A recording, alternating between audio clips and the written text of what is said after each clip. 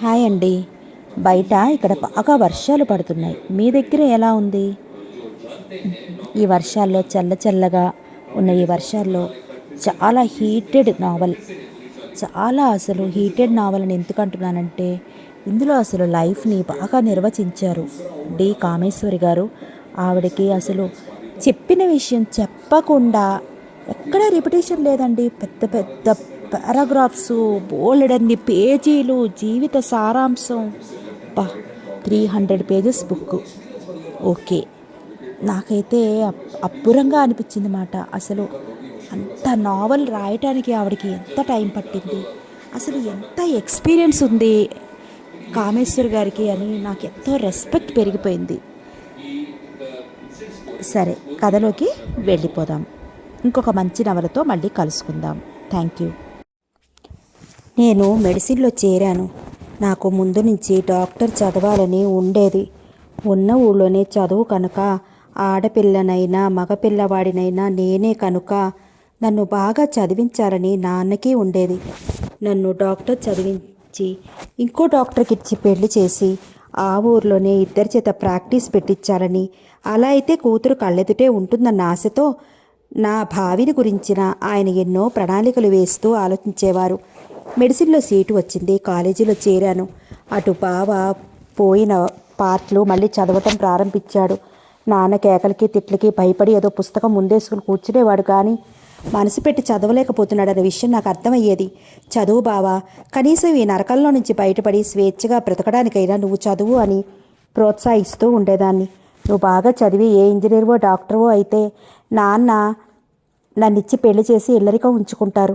అందుకోసమన్నా చదువు అంటూ మరోసారి హాస్యం ఆడేదాన్ని. ఇల్లరికమా బాబోయ్, జన్మంతా ఇలా మీ నాన్న చెప్పు చేతుల్లో ఉండిపోమ్మంటావా? పాస్ అయ్యే ప్రయత్నం కంటే నిన్నెత్తుకు పారిపోవడం సులువు అనిపిస్తోంది. స్వేచ్ఛ దొరుకుతుంది, నువ్వు దొరుకుతావు. బావ నవ్వేవాడు. ఎంత చెబితే మాత్రం బావ మరో 2 ఛాన్సులలో కానీ ఇంటర్ పూర్తి చేయలేకపోయాడు. బుద్ధి కవిత్వం వైపు తిరిగినంత పదునుగా తన మనసుకి నచ్చని చదువు వైపు మళ్ళలేదు. ఒక్కొక్కరికి ఒక్కొక్క విషయంలో ఆసక్తి, అభిరుచి ఉంటుందిట. అయితే కవిత్వాలు, చిత్రాలు తిండి పెట్టవు కనుక ఇష్టం లేని మనసుకి అంటని చదువు బలవంతంగా అయినా చదివి ఏదో ఓ డిగ్రీ తెచ్చుకోవాలని బ్రతికి ఇచ్చటానికి. ఈ లోపల బావ 100ల కొద్దీ కవితలు రాశాడు. ఎన్నో చిత్రాలు వేశాడు. బావకు కావలసిన కుంచెలు, రంగులు నాన్నకు తెలియకుండా నా పాకెట్ మనీతో కొనిస్తూ ఉండేదాన్ని. నాన్న లేనప్పుడు ఇద్దరం డాబా మీదకి వెళ్ళి కూర్చునేవాళ్ళం. నన్ను నిలబెట్టి కూర్చోబెట్టి ఎన్నో భంగిమల్లో ఎన్నో బొమ్మలు గీసేవాడు. ప్రకృతి దృశ్యాలు వేస్తూ ఉండేవాడు. నన్ను చూస్తూ అలా 4 చరణాలతో ఏదో కవిత్వం చెప్పేస్తూ ఉండేవాడు. నా కళ్ళల్లోకి చూస్తూ అలా మైమరిచిపోతూ ఉండేవాడు. ఇద్దరం రోజు రోజుకి మరింత ఆత్మీయంగా అయిపోసాగాం. వయసు వస్తున్న కొద్దీ బావ మరింత హుందాగా, గంభీరంగా కనిపించడం ప్రారంభించాడు. తెలియని వాళ్ళు ఏ పెద్ద ఆఫీసరు అనుకున్నది దర్జాగా కనిపించేవాడు. ఆ చౌక రకం బట్టల్లో కూడా బావని చూసే ఇరుగు పొరుగు ఆడవాళ్లంతా అమ్మతో రాజా లాంటి మేనలుడు, రత్నం లాంటి పిల్లాడు, అమ్మాయి అందగత్తే, అల్లుడు అంతకంటే అందగాడు, ఈడు జోడు ఎంత బాగా కుదిరింది, అదృష్టవంతులు, ఇంటిలో సంబంధం సిద్ధంగా ఉంది, హాయిగా పిల్లనిచ్చి ఇంట్లోనే కళ్ళెదుట ఉంచుకోవచ్చు అనేవారు. అమ్మకి మనసులో ఆ కోరిక ఉన్నా తీరేది కాదని తెలుసు కనుక ఎవరికి ఎవరు రాసిపెట్టి ఉన్నారో ముందు అమ్మాయి చదవాలి కదా, అమ్మాయి డాక్టర్ కనుక మరో డాక్టర్కి ఇచ్చి చేయాలని ఆయన ఉద్దేశం అనేది అమ్మ. ఆ మాటలు విన్నప్పుడు అమ్మతో పావని పెళ్ళాడుతాను అని చెప్పాలనిపించేది. నా అంతటా నేను చెప్పటానికి సిగ్గు అడ్డు వచ్చేది. అంతేకాక చూద్దాం, పెళ్లి మాట వచ్చినప్పుడు నన్ను అడిగితే చెప్పొచ్చు, ఇప్పటి నుంచి ఇంట్లో గొడవలు ఎందుకు అని ఊరుకునేదాన్ని. ఆఖరికి ఎలాగో నేను MBBS 3వ సంవత్సరంలో ఉండగా ఇంటర్ పరీక్ష పూర్తి చేశాడు బావ. BAలో చేరాడు. అక్కడ 2 ఏళ్ళు కూర్చున్నాడు. ఈ లోపల నా చదువు అయిపోయింది.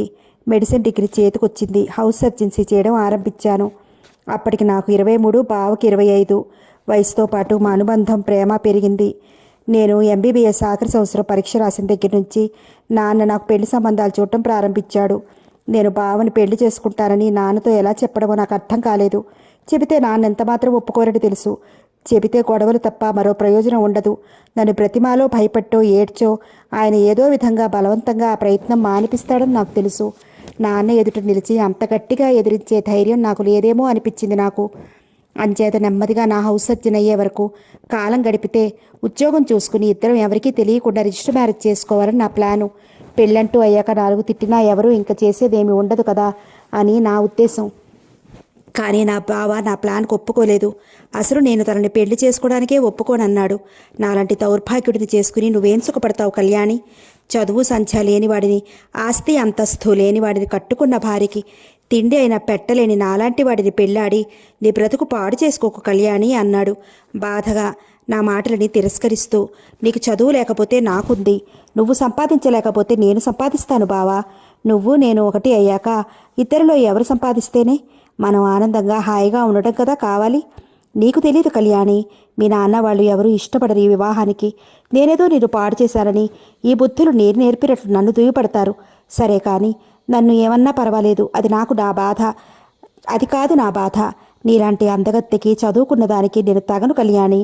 నువ్వు నన్ను కట్టుకుని సుఖపడలేవు. నీ అంతస్తుకి తగిన మరో డాక్టర్ని పెళ్ళాడి హాయిగా ఉండు. అంతేగాని ఈ దౌర్భాగ్యుడి కోసం నీ జీవితాన్ని పాడు చేసుకోకంటూ నీతులు బోధించాడు. నేను కోపంగా, నేను మరొకరిని పెళ్ళాడటానికి తమరి సలహా నాకేం అక్కర్లేదు. నీకు నన్ను చేసుకోవాలని లేకపోతే ఆ మాట ఖచ్చితంగా చెప్పు. అంతేగాని ఈ డొక్క తిరుగుడు నాకు నచ్చదు అని దెబ్బలాడాను. బావ నిస్సహాయంగా చూశాడు. అది కాదు కళ్యాణి, నీకింకా చిన్నతనం, అనుభవం లేదు. ఆహా, నువ్వు 60 ఏళ్ల ముసలోడివి కాబోలు. ఈ మాటలు నా దగ్గర చెప్పకు. అసలు నీకు అభ్యంతరం ఏమిటో చెప్పు. నువ్వు నన్ను పోషించలేవనా నీ అనుమానం? అంతేనా బావా? నేను ఉద్యోగం చేసి సంపాదిస్తాను, మనకే లోటు ఉండదు బావా. కానీ కళ్యాణి, నేను మగవాణ్ణి.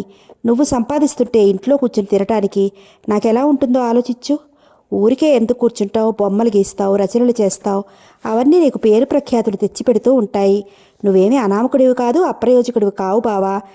ఎవరికో గాని ఉండని వరాలు, ప్రత్యేకతలు నీకున్నాయని మర్చిపోకు. అనవసరంగా నీవు కించపరుచుకోకు బావా. డిగ్రీలతోనే మనిషి స్థాయిని నేను కొలవను అన్నాను. అప్పటికీ బావ మనస్ఫూర్తిగా అంగీకరించలేకపోయాడు. ఏవేవో అట్లు చెప్పబోయాడు. నాకు ఒళ్ళు మండింది. సరే, నిన్నేం పెళ్ళాడను నేను, అలాగే ఉండు. కానీ ఒక్క సంగతి మర్చిపోకు, ఈ కళ్యాణి ఇలాగే ఉండిపోతుంది జీవితమంతా అంటూ కోపంగా లేచిపోయాను. కళ్యాణి, బావ చేయి పట్టుకున్నాడు. అబ్బబ్బా, నీతో ఎలా కళ్యాణి? చెప్పింది అర్థం చేసుకోవు. ముక్కు మీద ఉంటుంది కోపం. నీ మంచి కోసం చెప్పాను కానీ నువ్వు నాకు అక్కర్లేదనుకున్నావా? నిన్ను వదులుకోవడం, దూరం చేసుకోవడం నాకెంత కష్టమైనా నీ సుఖం కోసం బాధ సహించాలనుకున్నాను. కానీ ఇప్పుడు నాకంటే అదృష్టవంతులు ఉండడనుకుంటున్నాను కళ్యాణి. నీలాంటిది భారీగా లభించడం నా పూర్వజన్మ సుకృతం అనుకుంటాను కళ్యాణి అంటూ ఆవేశంగా నా చెయ్యి నొక్కి పెదాలకు ఆనించుకుని ముద్దు పెట్టుకున్నాడు. నేను అల్లరిగా బావ ముక్కు పట్టుకుని ఊగించాను. అలా దారికి రా, అన్నింటికీ నీ ఇష్టమే అనుకుంటావు కాబోలు. అలా వినాలి మన మాట అన్నాను గర్వంగా. బావా, నేను ఎంత చనువుగా ఉన్నా, మా ఇద్దరి మధ్య ఎంత అభిమానం అనురాగం ఉన్నా, ఇద్దరం ఇంట్లో ఏకాంతంగా ఉండే అవకాశాలు ఎన్ని వచ్చినా ఇద్దరం ఎప్పుడూ హద్దులు దాటలేదు. బావ నన్ను ఆరాధనాపూర్వకంగా అలా కళ్ళల్లోకి చూస్తూ మైమరిచిపోయిన క్షణంలో కూడా ఎప్పుడూ హద్దులు మీరలేదు.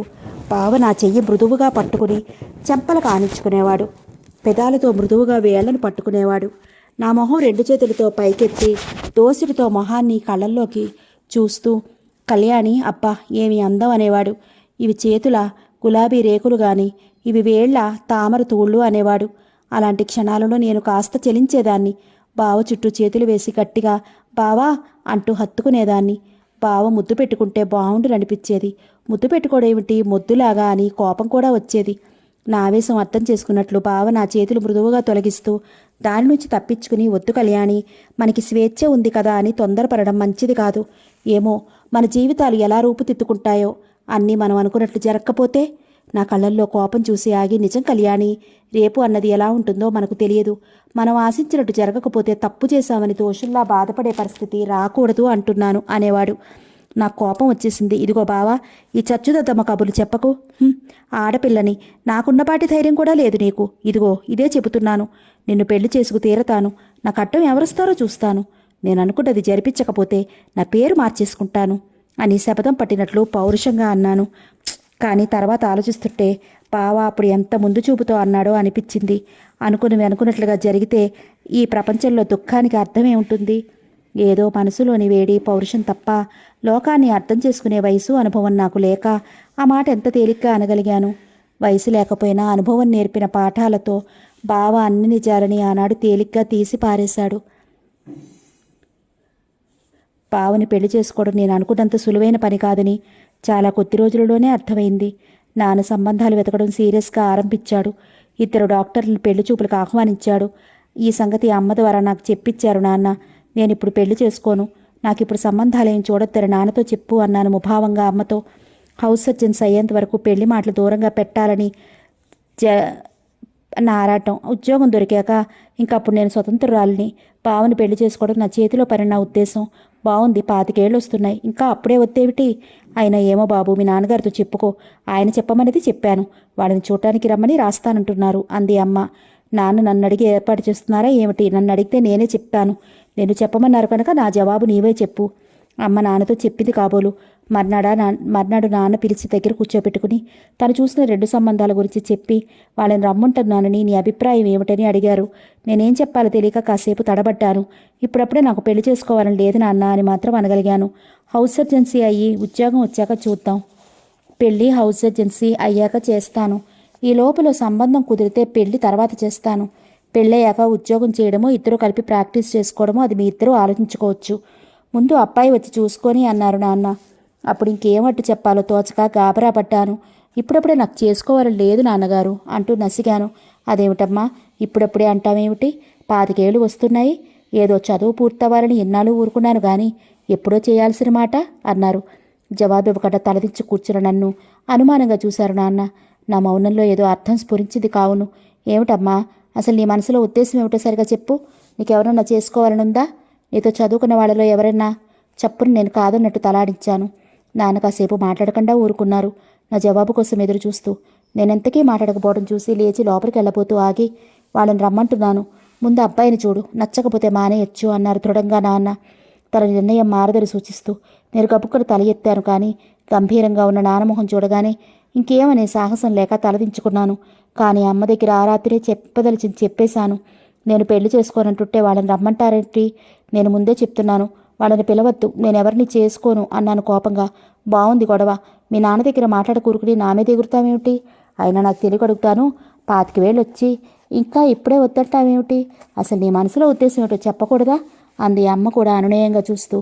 అమ్మతో బావ విషయం చెప్పాలని నిర్ణయించుకున్నాను.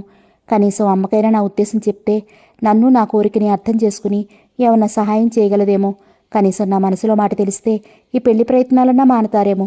చెప్పకపోతే వాళ్ళందరినీ పిలుస్తారు. అది తప్పించుకోవడానికి చెప్పక తప్పలేదు. అమ్మా, నేను బావని తప్ప మరెవరినీ పెళ్ళాడను. ఈ ప్రయత్నాలన్నీ అనవసరం, చేయవద్దని నాన్నతో చెప్పు అన్నాను. అమ్మ ఆ మాట వింటూనే నిర్ఘాంతపోయింది. తర్వాత నెత్తి నోరు కొట్టుకుంది, నోరు నొక్కుంది. అయ్యయ్యో, మీ నాన్న సంగతి తెలిసే బావని పెళ్ళాడతానని చెప్తున్నావు. నీకెంత ధైర్యమే? ఈ విషయం తెలిస్తే మీ నాన్న ఎలా ఎగిరి పడతాడో తెలుసా? ముందు నా ప్రాణం తీస్తారు, ఆ తర్వాత వాడి ప్రాణం తీస్తారు. నేను అనుకుంటూనే ఉన్నాను నా పీకల మీదకి ఎలాంటి తెత్తు తెస్తావని. ఇప్పుడు వాడిని ఇంట్లో చేర్చారని నా దొంప తిప్పుతారు మీ నాన్న. అమ్మ భయంతో గోల పెట్టింది. అలాంటి ఆలోచన వద్దని మానమని నచ్చ చెప్పింది.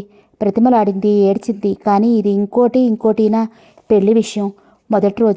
మొదట్లోనే అధైర్యపడితే ఇంకేం చేయగలను? అమ్మ మాటలకు నేనేం జవాబు చెప్పకుండా అక్కడి నుంచి లేచి వెళ్ళిపోయాను. ఆ రాత్రి నాన్న అమ్మతో అదేమన్నా అందా మళ్ళీ అంటూ అడిగారట. అమ్మ భయంతో అసలు ఆ విషయం చెప్పలేక అది పెళ్లి చేసుకోనంటోంది.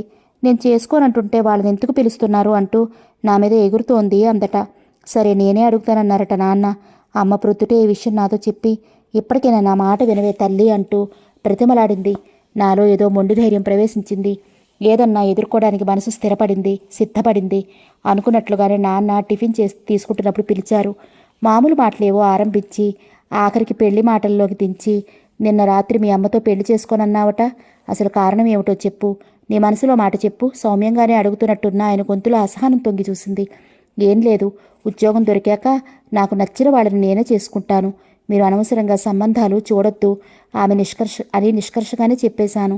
నాన్న కనుబొమ్మలు బుడిచి నా వైపు చూశారు. ఆయన కళ్ళల్లో అనుమానమే కాక కోపం తొంగి చూసింది. ఆ రాత్రి అమ్మ మీద ఎగిరిపడ్డాడుట. ఇంట్లో దీని వరస, ఆనందగాడి వరస చూస్తే ఏదో అనుమానంగా ఉంది నాకు. అందుకే ఆ వెధవని ఇంట్లో చేర్చొద్దన్నాను. ఉండు, ఆ వెధవ పని చెప్తాను. చదువు సంచల్లో తెలివితేటలు లేకపోయినా ఆడపిల్ల మనసు పాడు చేయడంలో ఉంది వెధవ ప్రయోజకత్వం. తిండికి గతి లేక ఇంట్లో చేరి నా కూతురునే పెళ్లాడదాం అనుకుంటున్నాడు కాబోలు. పాతేస్తాను, వెధవని ఇంట్లోంచి తరిమేస్తాను అంటూ చిందులు త్రొక్కారు. అమ్మ మళ్ళీ ప్రొద్దునే వార్త అందించింది. నేను గాబరా పడ్డాను. బావను ఏమంటారో, నా మూలంగా బావ మాటలు పడాల్సి వస్తుందేమో. తిట్టడంతో సరిపెడితే పర్వాలేదు, ఇంట్లోంచి పొమ్మంటే బావ ఏమైపోతాడు? నేనా ఇంకా ఉద్యోగంలో చేరలేదు. అంతా గాబరాగా అనిపించింది. అనుకున్నంతా అయింది. ఉదయం బావని పిలిచి అకారణంగా తిట్టడం ప్రారంభించారు. ఒక్క తిట్టు కాదు, ఒక మాట కాదు. మనిషి అన్నవాడు ఎంతలా ఆత్మాభిమానం చంపుకున్నవాడు భరించలేనంత మాటలు అన్నారు. దిక్కులేని వెధవని ఇంట్లో చేరిస్తే నాకు చూపించే కృతజ్ఞత ఇదా? నీ చదువు, నీ అంతస్తు, నీ తాహతు ఏమిటో తెలుసుకునే ప్రవర్తిస్తున్నావా? పూటకి గతి లేక నేను చూసుకుని ఇంతకు తెగిస్తావు. నన్నే ఎదిరించే సాహసానికి దిగావా అంటూ ఎగిరిపడుతున్న నాన్న మాటలు పాపం అసలు బావకి అర్థం కాలేదు. శిక్ష వేస్తే బెదిరిపోతూ జాలిగా తల్లి వంక చిన్నపిల్లాడు చూసే ఆ చూపు నేను భరించలేకపోయాను. కొంతసేపు మౌనంగా తిట్లు భరించి అక్కడే నిస్సహాయంగా చూస్తూ కూర్చున్న అమ్మ వంక తిరిగి, అత్తయ్య, మావయ్య ఎందుకు తిడుతున్నారు? నేనేం చేశాను అన్నాడు దీనంగా. అమ్మ భయంగా నాన్నవైపు చూసింది. దాన్ని ఎందుకు అడగటం? ఏం చేశావో నీకు తెలీదా? చేసిన వెధవ పని చాలక ఇంకా అడుగుతున్నావా? మావయ్య, బావ కాస్త పౌరుషంగా అన్నాడు. మావయ్య, నా నేరం ఏమిటో చెప్పు. నిజంగా నేను తప్పు చేస్తే మీరెన్ని అన్నా భరిస్తాను.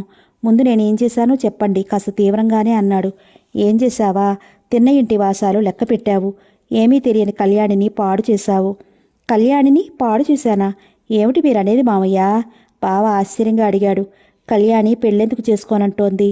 ఇప్పుడు జవాబు చెప్పు. నాన్న హుంకరించాడు. బావమొహం నల్లబడింది. తప్పు చేసిన వాడిలా తలదించుకున్నాడు. జవాబు చెప్పలేనట్టు నిస్సహాయంగా చూశాడు. ఏరా మాట్లాడమే? చూడవే, నీ మేనలుడు అమాయకుడంటావు. ఆ మొహం చూస్తే తెలియడం లేదు. ప్రక్క నుంచి వింటున్న నేను ఇక ఊరుకోలేకపోయాను. గబగబా గదిలో వచ్చి, నాన్న, మీరు అనవసరంగా బావని ఎందుకు అంటున్నారు?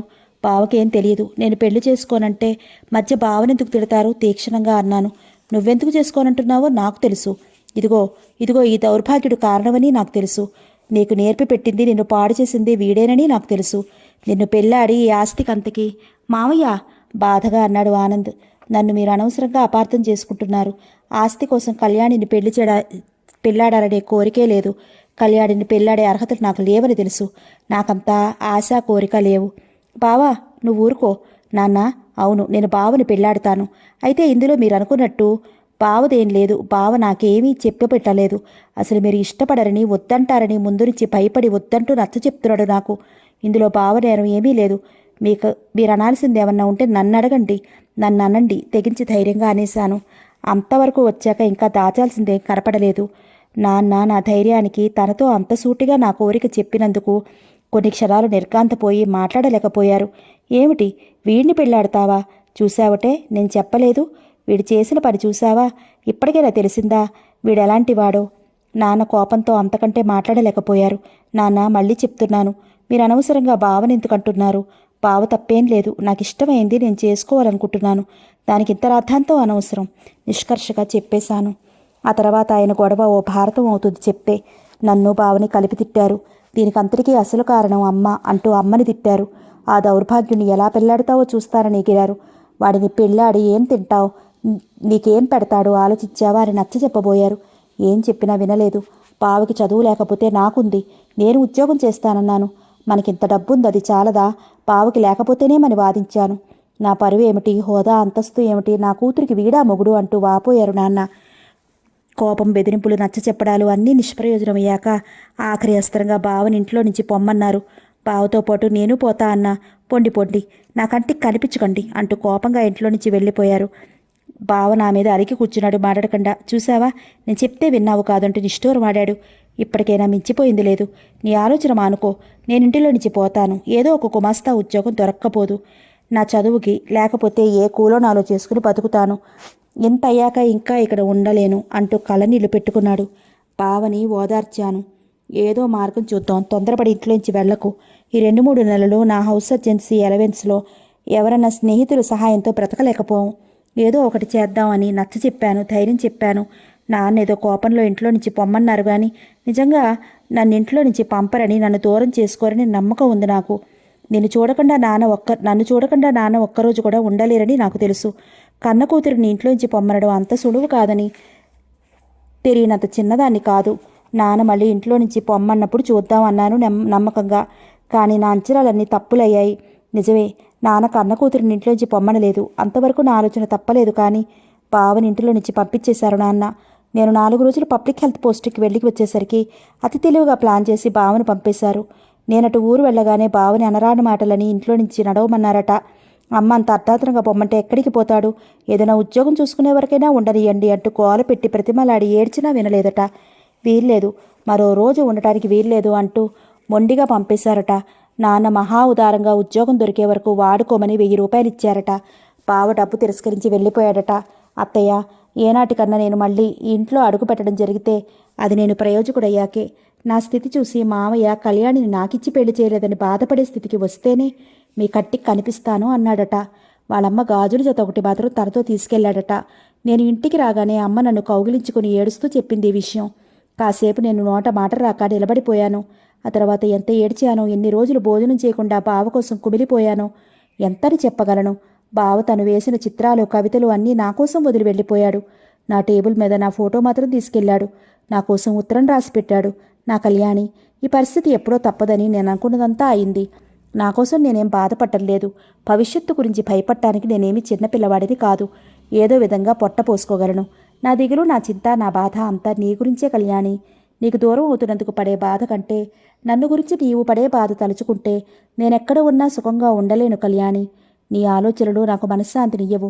నిన్ను విడిచి నీకు దూరం అయ్యి బ్రతకటం అలవాటయ్యే వరకు చిత్రహింస అనుభవించాలి కళ్యాణి. భవిష్యత్తు గురించి ఎన్నెన్నో అందమైన రంగుల కలలను కన్నావు, నాకు చూపించావు. అంత ఆశకి లోను కాకూడదని నా మనసు చెబుతున్నా నీతో పాటు ఆ కలలను చూసి మురిశాను.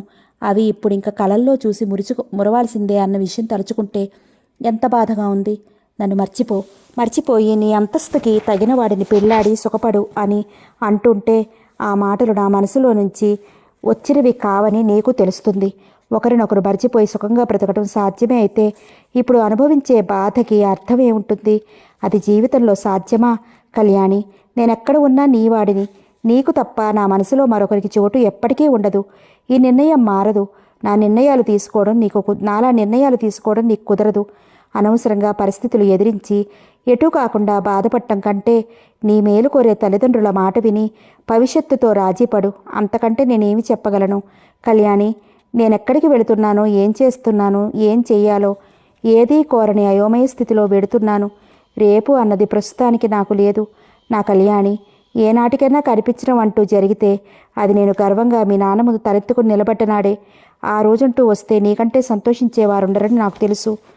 ఆ రోజు నువ్వెక్కడ ఉన్నా నీ ముందు వాలతాను. అప్పటి వరకు నా గురించి మర్చిపో. నా గమ్యం నాకే తెలియదు కళ్యాణి. ఈరోజు నువ్వు పిల్లా పాపలతో గృహిణిగా సాక్షాత్కరిస్తావు కాబోలు ఆ రోజు. నా దావి నీవి కాకపోయినా నీ మనసులో నాకెప్పుడూ ఓ స్థానం ఉంటుందని నాకు తెలుసు. ఆ స్థానం పొందలేకపోతే దౌర్భాగ్యం. నా బాధ నన్ను జీవితాంతం వెంటాడుతూనే ఉంటాయి. ఇంకేం రాయను కళ్యాణి. నిన్ను వదిలి నీకు దూరం అవుతున్న ఈ క్షణంలో ఎంతో బాధాకరంగా ఉంది. నీకోసమే కాకపోతే మీ నాన్న అనే మాటలకి ఈ ఇల్లు విడిచి ఎప్పుడో వెళ్ళి ఉండేదానిని కళ్యాణి. ఇలాగే నేను జీవితాంతం తలుచుకుంటూ ఉంటాను. నీ ఆనంద్. ఉత్తరం చదివి బోరుమన్నాను.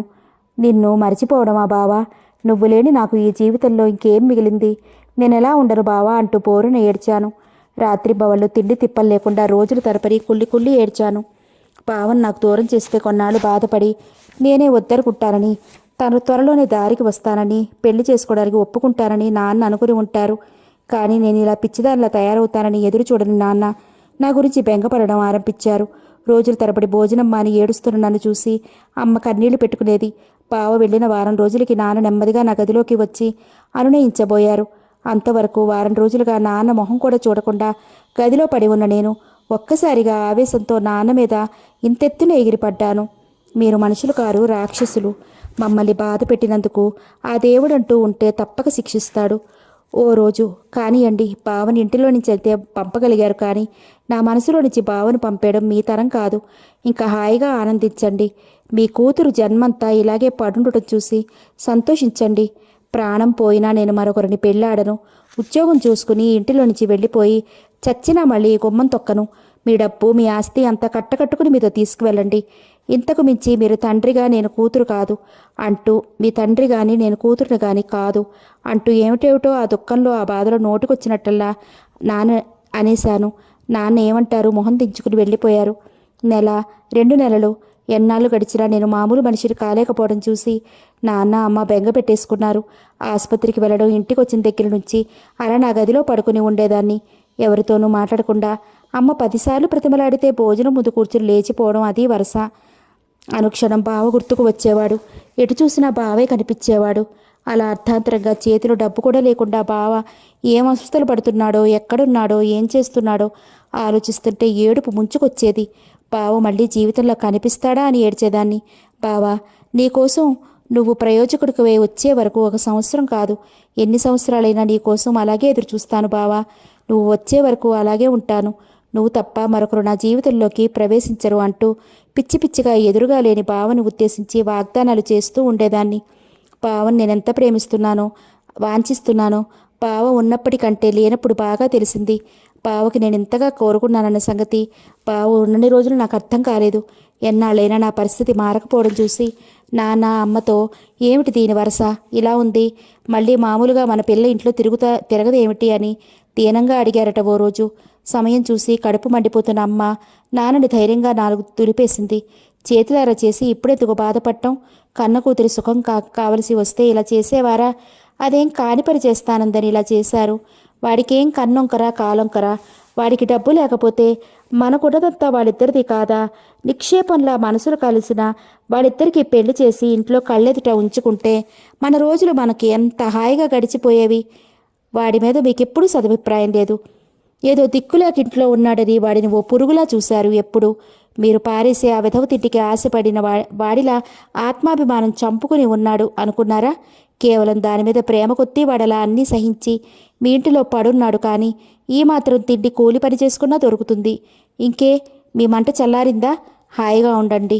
ఇటు కూతురు బతికిలా ఏడుస్తోంది, దాన్ని చూసి మనం ఏడుద్దాం. అమ్మ నాన్నని ఎదిరించి మాట్లాడిన సందర్భం ఇదే అనుకుంటా. ఇటు నేనిలా తయారవడం, అటు భార్య కూడా ఎదురు తిరగడంతో నాన్న ఒక్కరూ అయిపోయారు. ఎవరినో చెప్పుకోలేక, చేసిన పని సమర్థించుకోలేక నన్ను చూసి దిగులుతో కృంగిపోవడం ప్రారంభించారు. నాకు మొహం చూపించలేక తప్పుకు తిరిగేవారు. ఆ ఇంటిలో శ్మశాన నిశ్శబ్దం ఆవరించింది. ఒకరితో ఒకరు మాట్లాడుకోలేక తలో మూల దిగులుగా కూర్చునేవాళ్ళం. రోజులు అతి భారంగా దుర్భరంగా గడుస్తూ 4 నెలలు గడిచాయి. బావ కనీసం ఎక్కడున్నది, ఏం చేస్తున్నది, ఓ ఉత్తరం అయినా రాయడా అన్న ఆశతో ప్రతిరోజు ఎదురు చూసేదాన్ని.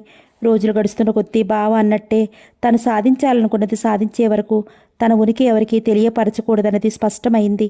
ఇంకేం చేయను, బావ వచ్చే రోజు కోసం ఎన్ని ఏళ్లైనా అలా ఎదురు చూడాల్సిందేనని నిశ్చయించుకుని రోజులు నిర్లిప్తంగా దొర్లించడం ప్రారంభించాను. హౌస్ సర్జెన్సీ అవగానే ఆ హాస్పిటల్లోనే అసిస్టెంట్ పోస్ట్ దొరికితే ఉద్యోగంలో చేరాను. ఉద్యోగం దొరకగానే ఇంట్లో నుంచి వెళ్ళిపోవడానికి సిద్ధపడ్డాను. అమ్మ ఏడుపు చూసి ఆగాల్సి వచ్చింది.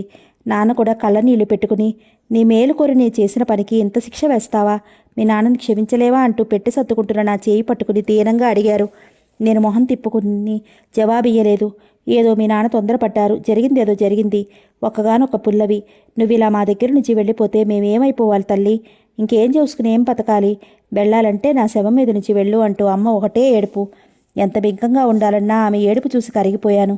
అయినా నా పట్టు విడవటానికి ఓ పట్టాన ఇష్టపడలేదు. అమ్మ నా ఎదుటే అన్నం నీరు ముట్టనని ప్రమాణం చేసి కూర్చుంది. నేనింక లొంగిపోయాను. కానీ ఓ షరతు పెట్టాను. ఆ ఇంట్లో నేను ఉండాలంటే నా పెళ్లి ప్రసక్తి మరి రావడానికి వీల్లేదని. నాన్న నిస్సహాయంగా మౌనంగా అంగీకరించాడు. ఉద్యోగం వద్దు, ప్రాక్టీస్ పెట్టమని నాన్నంటే ఆయన డబ్బుతో నేను ప్రాక్టీసు పెట్టను అని ఖచ్చితంగా చెప్పేశాను. తర్వాత 1 సంవత్సరం గడిచిపోయింది. నా ఆసుపత్రి పని, రోగాలు తప్ప బయటి ప్రపంచంతో సంబంధం లేకుండా రోజులు గడిపాను. అన్ని సరదాలు, అంతా ఉత్సాహము బావతో పాటు పోయాయనిపించింది. జీవితం అంతా నిర్లిప్తత, నిరాశ ఆవరించుకుంది. బావ కోసం ఎదురుచూస్తూ బ్రతకడమే లక్ష్యంగా తయారైంది.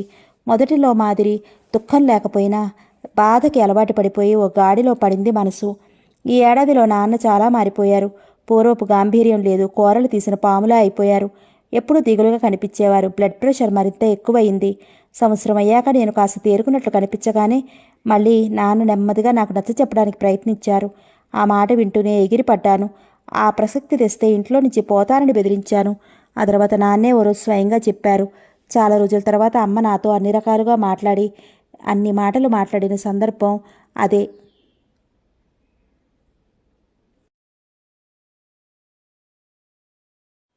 అమ్మా, ఒక్కగానొక కూతురివి, నీ బ్రతుకు ఇలా అయిపోతే చూస్తూ మేమెలా భరించగలం? ఎక్కడ ఉన్నాడో, అసలు ఉన్నాడో లేడో, ఎప్పుడొస్తాడో, ఏమయ్యాడో ఏదీ తెలియని మనిషి కోసం ఎన్నాళ్ళు ఎదురు చూస్తావు? వాడు ప్రయోజకుడు అవడం జరిగే పనైనా జరిగినా ఎన్నాళ్ళకి జరిగేటట్టు. వాడన్నట్లు అలా జరగకపోతే అసలే కనపడడు. అలాంటి మనిషి కోసం ఇలా మూడులా ఎంతకని ఎదురు చూస్తావు అంటూ ప్రతిమలాడారు. కంట తడి పెడుతూ నన్ను వప్పించడానికి తంటాలు పడ్డారు. కానీ నేను అన్ని మాటలకి పెళ్లి మాట ఎత్తొద్దు అన్న మాట తప్ప మరేమీ మాట్లాడలేదు. నా జీవితం చేతులారా తనే పాడు చేశానన్న బాధతో కుమిలిపోతూ మంచం పట్టేశారు నాన్న. అసలే బ్లడ్ ప్రెషర్తో ఉన్న నాన్నకి దిగులు పశ్చాత్తాపం మరింత కృంగతీశాయి. 55 ఏళ్ళు కూడా లేని నాన్న తల ఆ ఏడాదిలో ముగ్గుబుట్టలా అయిపోయింది. మనిషి రక్తం లేనట్టు తెల్లగా పాలిపోయారు. ఆవేదన పశ్చాత్తాపం మనిషిని ఎంతలా కృంగతీస్తుందో స్పష్టంగా చూడగలిగాను. ఎంతో గంభీరంగా ఉండే నాన్నలా తయారవుతుంటే పైకి పెంకంగా ఉన్న నాన్న పట్ల నా హృదయం కరగడం మొదలుపెట్టింది. ఎంతైనా కన్న తండ్రి కూతురు సుఖం కోసం తొందరపడేదో చేశారు. నా మంచి కోసమే కదా తాపత్రయపడ్డారు. దానికోసం అసలే చచ్చిన పాముని ఇంకా చంపడం ఏమిటన్న ఆలోచన వచ్చేది. అమ్మ అటు నాన్న స్థితి ఇటు కూతురు బతుకు ఇలా అయినందుకు కృంగిపోయేది. నాన్న పరిస్థితి రోజురోజుకి దిగజారిపోతోంది. ఆయన బ్లడ్ ప్రెషర్ ఓ రోజు పక్షవాతంలోకి దించింది. ఎడమ పార్శ్వం అంతా చచ్చుపడిపోయింది. నోటికి రావటంతో మాట కూడా పడిపోయింది. ఆయన పరిస్థితి సీరియస్గా ఉందని నాకు అర్థమైంది. అలా మంచం మీద పడుకుని నా వైపు చూస్తూ కళ్ళంట నీళ్లు తిప్పుకున్నారు. అలాంటి స్థితిలో నేను ఇంకా కఠినంగా ఉండలేకపోయాను. ట్రీట్మెంట్ పకడ్బందీగా సాగుతున్నా ఆయన బ్లడ్ ప్రెషర్ కంట్రోల్కి రాలేదు. ఆయన మానసిక పరిస్థితి మెరుగుపడితే తప్ప ఆయన బ్లడ్ ప్రెషర్ తగ్గదని, మనశ్శాంతి లభిస్తే తప్ప రోగం తక్కుముఖం పట్టదని నాకు అర్థమైంది. ఆయనకి మనశ్శాంతి కలిగించేది నేనేనని నాకు తెలుసు. 3వ రోజు ఆయన పరిస్థితి విషమించింది. అంతా కంగారు పడ్డాం. ఆయనకే అర్థమైంది తన పరిస్థితి. ఆ స్థితిలో ఆయనకి కేవలం నా చింతే, నా జీవితాన్ని పాడు చేశానన్న పశ్చాత్తాపం బాధతో ఆయన కళ్ళు విలవిల్లాడాయి. ఏదో చెప్పాలని ఆరాటపడిపోయారు. చెప్పలేక దీనంగా నా వంక చూశారు. అమ్మకి ఏదేదో సంజ్ఞలు చేశారు. ఆఖరికి పుస్తకం మీద ఏదో రాసి అమ్మకు చూపించారు. చచ్చిపోయే ముందు తనకొకటే కోరికని, ఆ కోరిక తీరకపోతే ప్రాణం పోదని, తను శాంతిగా చచ్చిపోలేనని, దానిచేత పెళ్లికి ఒప్పిస్తే నిశ్చితగా కళ్ళు మూస్తానని, కళ్యాణి ఆ మాట ఇస్తే తనని క్షమించారని అనుకుంటారని, తన మనసు తృప్తి పడుతుందని, తనని క్షమించమని కళ్యాణితో చెప్పమని, నా ప్రాణం దాని చేతిలో ఉందని అలా అంటూ రాశారు. అమ్మ అది తీసుకొచ్చి చూపించి పోరుమంది. నా గురించి బెంగ పెట్టుకునే నాన్నకి ఆ బెంగ తీర్చవలసింది నేనేనని, నాన్నకి మాట ఇస్తే ఆయన ఆరోగ్యం బాగవుతుందని నా చేతులు పట్టుకుని ప్రతిమలాడింది. కన్న తండ్రి చావు బతుకుల్లో ఉంటే, తల్లి వచ్చి ప్రతిమలాడుతుంటే కరగకుండా ఉండగలిగే నిబ్బరం నాకు లేకపోయింది. అయినా ఎలా మాటియ్యను? పావని తప్ప మరో మగాన్ని అంగీకరించటానికి నా మనసెంత మాత్రం ఒప్పుకోలేదు. మాట ఇచ్చి నిలుపుకోలేకపోవడం ఎలాగా? ఎలా మాటియనమ్మా? అన్నీ తెలిసి నువ్వు అలా అంటే నేనేం చెప్పగలను అన్నాను నిస్సహాయంగా. నా పసుపు కుంకుమ నిలిపే అవకాశం నీ చేతుల్లోనే ఉంది. నీ ఇష్టం తల్లి, ఇంతకంటే ఏం చెప్పను. ఏడుస్తూ వెళ్ళిపోయింది అమ్మ. అమ్మ అంత మాట అనడం సహించలేకపోయాను. కాసేపు ఆలోచించి, అమ్మ నాన్నని సంతృప్తిపరచడానికి, ఆయనకి శాంతి కలిగించడానికి సరే అని అంటాను. ఆయన దగ్గర అది కేవలం పై మాట తప్ప నా మనసులో మాట కాదు. తర్వాత ఆ విషయంలో బలవంతం చెయ్యకు అని ముందే చెప్పాను. అమ్మ గత్యంతరం లేక ఒప్పుకుంది.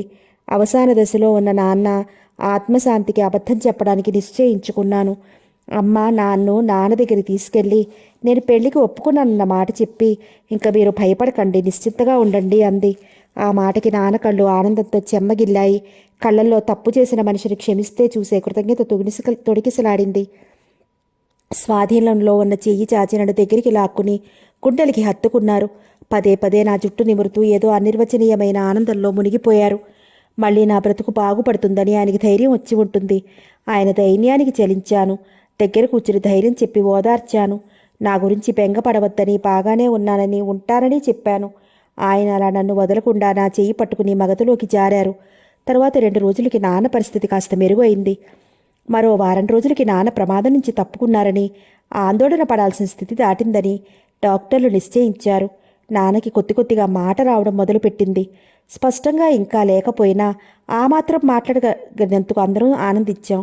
నాన్న తేరుకున్నారని, సెలవైపోయిందని మళ్ళీ హాస్పిటల్కి వెళ్ళటం ఆరంభించాను. తర్వాత నా ఆత్మశాంతికి చెప్పిన చిన్న అబద్ధం నా ఆత్మవంచనకి దారితీస్తుందని ఆ రోజు ఊహించలేకపోయాను. నాన్న కొంచెం కోరుకోగానే తర్వాత వారం 10 రోజులకే నాన్న ఎలా ఏర్పాటు చేశారో, ఏం చేశారో నాకు తెలియకుండానే ఓ డాక్టర్ పెళ్లి కొడుకుని పిలిపించారు పెళ్లి చూపులకి. ఆ రోజు నేను సాయంత్రం ఆసుపత్రి నుంచి ఇంటికి వచ్చేసరికి ఇంటి నిండా నాన్నను చూడటానికి వచ్చిన బంధువులు కాక నా కాలేజీ ప్రొఫెసర్లు ఇద్దరు, మా హాస్పిటల్ సూపరింటెండెంట్, నాకు ప్రాణ మిత్రులైన అందరూ ఇంట్లో సమావేశమై ఉన్నారు. మామూలుగా హాస్పిటల్ నుంచి వచ్చిన నేను వీళ్ళందరినీ చూసి నాన్నకి ఏమైందోనని భయపడి ఆరాటంగా లోపలికి వెళ్ళాను. నాన్న నవ్వుతూ అందరితో మాట్లాడుతూ ఉండడం చూసి వీళ్ళందరూ నాకు కారణం తెలియక ఆశ్చర్యపోయాను. నాన్న నన్ను పిలిచి అక్కడున్న క్రొత్త ఆయనకి ఆయన పక్కనున్న ఓ 30 ఏళ్ల యువకుడికి నన్ను పరిచయం చేశారు. ఎవరో నన్ను నేను ప్రతి నమస్కారం చేసి అందరితో పాటు వాళ్ళతోనూ మామూలుగా మాట్లాడుతూ కూర్చున్నాను. నాన్న అతన్ని చూపించి అతని డాక్టర్ అని, పేరు రంగారావని, పెద్ద ఆయన అతని పినతండ్రి అని, ఫలానా ఊరు నుంచి వచ్చారని ఏవేవో చెప్పారు. అప్పటికి నేను అతని ఉద్యోగ విషయాలు, ఎక్కడ చదివింది అన్నీ ఫ్రీగా మాట్లాడాను. ముసలాయన పట్టి చూస్తూ ఏవో ప్రశ్నలు అడిగారు. ఆరా తీస్తూ స్వవిషయాలు అడుగుతుంటే నా విషయాలు ఆయనకి ఎందుకని మనసులో చిరాకనిపించినా పెద్ద ఆయన కదా అని మర్యాదగానే అన్నిటికీ సమాధానాలు చెప్పాను. కాసేపటికి వాళ్ళు వెళ్ళిపోయారు. అందరూ అట్టహాసంగా వాళ్ళని సాగనంపారు. మా ప్రొఫెసర్ గారు లోపలికి వస్తూనే, ఏమ్మా పెళ్ళికొడుకు నచ్చినట్టేనా? పెళ్ళికొడుక్కి నువ్వు నచ్చావట, అతను చెప్పేశాడు. మా కళ్యాణి నచ్చలేదనేవాడు ఎవడుంటాళ్లే అన్నారు హాస్యంగా. నేను తెల్లబోతూ చూశాను. అదేమిటి అలా చూస్తావు? జవాబు చెప్పాలి మరి. ఇంత చదువుకున్నా సిగ్గుపడితే ఎలా అన్నారు మా సూపరింటెండెంట్ గారు. పెళ్ళికొడుకా? ఎవరికి? పెళ్ళికొడుకేమిటి అంటూ ఆశ్చర్యంగా చూశాను. చుట్టూ అమ్మా నాన్న ఒకరి మొహాలు ఒకరు చూసుకుని నా చూపుల నుంచి తప్పించుకున్నారు. ఓ బాగుంది, రామాయణం అంతా విని రాముడికి సీత ఏమవుతుంది అన్నట్లు అడుగుతా వింటమ్మా. పెళ్ళికొడుకు ఎవరి కోసం? వరుడు నా కోసమా? మరో ప్రొఫెసరు నవ్వుతూ హాస్యంగా అన్నారు. ఈ లోపల నాన్న బంధువు పెళ్ళికొడుకు వస్తున్నట్టు కళ్యాణికి ఇంకా తెలియదులేండి. ఏది అనుకోకుండా వాళ్ళు వచ్చారు. ఎలాగో హాస్పిటల్ నుంచి వచ్చే వేళైంది, కబురు పంపలేదు. మా బావగారి సంబంధం ఇదివరకే చూశారు. ఈ మధ్య ఒంట్లో బాగోపోవడంతో పెళ్లి చూపులు వెనక్కి వెళ్ళాయి. కూతురి పెళ్ళైతే తప్ప బావగారి ఆరోగ్యం బాగుపడదని ఆయన ఊరికే పెళ్లి కోసం గాబరా పడిపోతుంటే అర్జెంటుగా టెలిగ్రామ్ ఇచ్చి పిలిపించావాడని అంటూ వివరిస్తుంటే నేను నోట మాట రానట్టు ఉండిపోయాను. అలాగా, కళ్యాణికి తెలుసు అనుకున్నాం. నేను లేవలేని వాడిని. మీ శిష్యురాలి పెళ్లి మీ చేతుల మీదుగా జరిపించే భారం మీది అందరిది అని కబురు పెడితే అందరం వచ్చాం. సరే పోని, ఇదివరకు తెలియకపోతేనే ఇప్పుడు తెలిసింది కదా. అతన్ని చూసావు, మాట్లాడావు. నీకు నచ్చింది లేనిది ఒక మాట చెప్పేయి, తర్వాత సంగతి మేము చూసుకుంటాం అన్నారు బాస్. ఏం చెప్పాలో తోచని అయోమయ స్థితిలో పడ్డాను. నాన్న పన్నాగం బాగా అర్థమైంది నాకు. ముందు చెబితే నేను పెళ్లి చేపులకి ఒప్పుకోనని నలుగురు ముందు ఏం తెలియనట్టు పెళ్లి చూపులు జరిపించారు. మా బాసు, ప్రొఫెసర్లు వీళ్ళందరినీ పిలిచి నా పెళ్లి భారం వాళ్ళ మీద పెట్టారంటే వాళ్ళ ముందు ఏమీ అనలేక, వాళ్ళ మాట కాదనలేక మొహమాటానికన్నా ఊరుకుంటానని ఆలోచించే అందరినీ రప్పించారు. కాసేపు ఊరుకుని నేను ఆలోచించుకోవాలి కదా అన్నాను నవ్వుతూ. అఫ్కోర్స్ ఆలోచించుకోవాలి, తప్పకుండా ఆలోచించే జవాబు చెప్పు. నీకు ఇష్టమైతేనే మిగతాది అన్నారంతా. సరే తర్వాత చెప్తాను అన్నాను. నాన్న అందరి వంక దీనంగా చూశారు. నేను ఆ మాట అనడంలో అర్థం తెలిసి తర్వాత ఏం గొడవ చేస్తుందో అని భయపడ్డారు. అందరూ వెళ్ళారు. నాన్న దగ్గర ఏం అనకుండా వంటిట్లో అమ్మ మీద విరుచుకుపడ్డారు. ఎందుకు ఇలా చేశారు అని నిలయేశాను. నన్నేం చేయమంటావే? మీ నాన్న నువ్వు ఒప్పుకున్నావని సంబరంధాలు చూడటం ప్రారంభించారు. నీ పెళ్లి చూడాలని చూస్తే గానీ తన ఆరోగ్యం బాగవుదని అనడం ప్రారంభించారు. అలాంటి స్థితిలో మనిషికి నువ్వు ఆ మాట అన్నావని చెప్తే తట్టుకోగలరా? మళ్ళీ పరిస్థితి మొదటికి వస్తుందని తెలిసి ఎలా చెప్పనే అంది అమ్మ. నన్ను ఎలా చేసుకోమన్నారు ఈ పెళ్ళి? నన్నెందుకు అర్థం చేసుకోరు మీరు? మనసు లేని పెళ్లి చేసుకుని ఎలా సుఖపడగలను? తెలిసి చేసుకుని ఆ మనిషిని కూడా ఎలా బాధ పెట్టను? నా బాధ మీకు అర్థం కాదు. నా కర్మాన్ని నన్ను వదలకుండా బాధ పెడతారు. ఇలాగైనా ఉండడం ఇష్టం లేదు మీకు. బావను మర్చిపోలేనమ్మా నేను అంటూ చేతుల్లో మొహం కప్పుకుని ఏడవటం ఆరంభించాను. మా మాటలు నాన్నకి వినపడ్డాయి కాబోలు. గాబరాగా అమ్మని పిలవడం ప్రారంభించారు. అమ్మ గబగబా వెళ్ళేసరికి నాన్న చాలా ఆయాసపడిపోతూ, కళ్యాణి ఏమంటోంది? చేసుకోనంటోందా? అది నాకు మాట ఇచ్చింది చేసుకుంటారని అంటూ ఆయాసంగా ఏవేవో అనటం ప్రారంభించారు. ఆయన ఒళ్ళంతా చెమట పట్టేసింది. నోట్లో మాట తొట్టుపడి సరిగా రావడం లేదు. ప్రక్కలంట నురుగు వస్తోంది. నాన్నను చూస్తూనే ఆయన పరిస్థితి మళ్ళీ తిరగబెట్టిందని అర్థమైంది నాకు. అమ్మా, నాకు మాటిచ్చావు, మాట తప్పుతావా అంటూ రొప్పుతూ ఏదేదో అనసాగారు. మీరు అనవసరంగా ఆవేశపడకండి, పడుకోండి ముందు అంటూ ఇంజెక్షన్ ఇవ్వడానికి ఏర్పాటు చేశాను. ఆయన వినలేదు, ఇంజెక్షన్ తీసుకోలేదు. నా చేయి తోసేశారు. వినను, ముందు మాట ఇయ్యి, లేకపోతే ఇలా ఇంకా బ్రతకాలన్న కోరిక నాకేమీ లేదు. నేను చచ్చిపోతాను. ఇంకా ఈ బాధ భరించే శక్తి నాకు లేదు. నీ జీవితం పాడు చేశానన్న బాధతో నరకం అనుభవిస్తూ బ్రతికే కంటే నేను చచ్చిపోవడం శ్రేయస్కరం అంటూ ఆయాసపడిపోతూ పిచ్చి పిచ్చిగా ఆవేశంగా మాట్లాడటం ప్రారంభించారు. ఎంత చెప్పినా మూర్ఖంగా నా చెయ్యి తోసేసి ఇంజెక్షన్ తీసుకోలేదు. నేనేం చేయాలో తోచక మా ప్రొఫెసర్ని పిలిపించాను. ఆయన అమ్మ అందరూ ఎంత చెప్పినా నాన్న పట్టు విడవలేదు. మాట ఈయన మొండి పట్టు విడవలేదు. ఆయన బ్లడ్ ప్రెషర్ విపరీతంగా పెరిగిపోయింది. నా సంగతి తెలిసిన బంధువులందరూ ఆయన స్థితికి నేనే కారణమన్న సంగతి తెలుసు కనుక కన్న తండ్రి చావు బ్రతుకుల్లో కూడా కరగడి కఠినాత్మురాలుగా జమకట్టి ఏహ్యంగా చూశారు. అమ్మ నా వైపు చూసే ఒక్కొక్క చూపుకి నా కళ్ళు వ్రాలిపోయేవి. నా సౌభాగ్యం నీ చేతుల్లో ఉంది అన్నట్టు దీనంగా అమ్మ చూసే చూపులకి దోషిలా తల వంచుకున్నాను.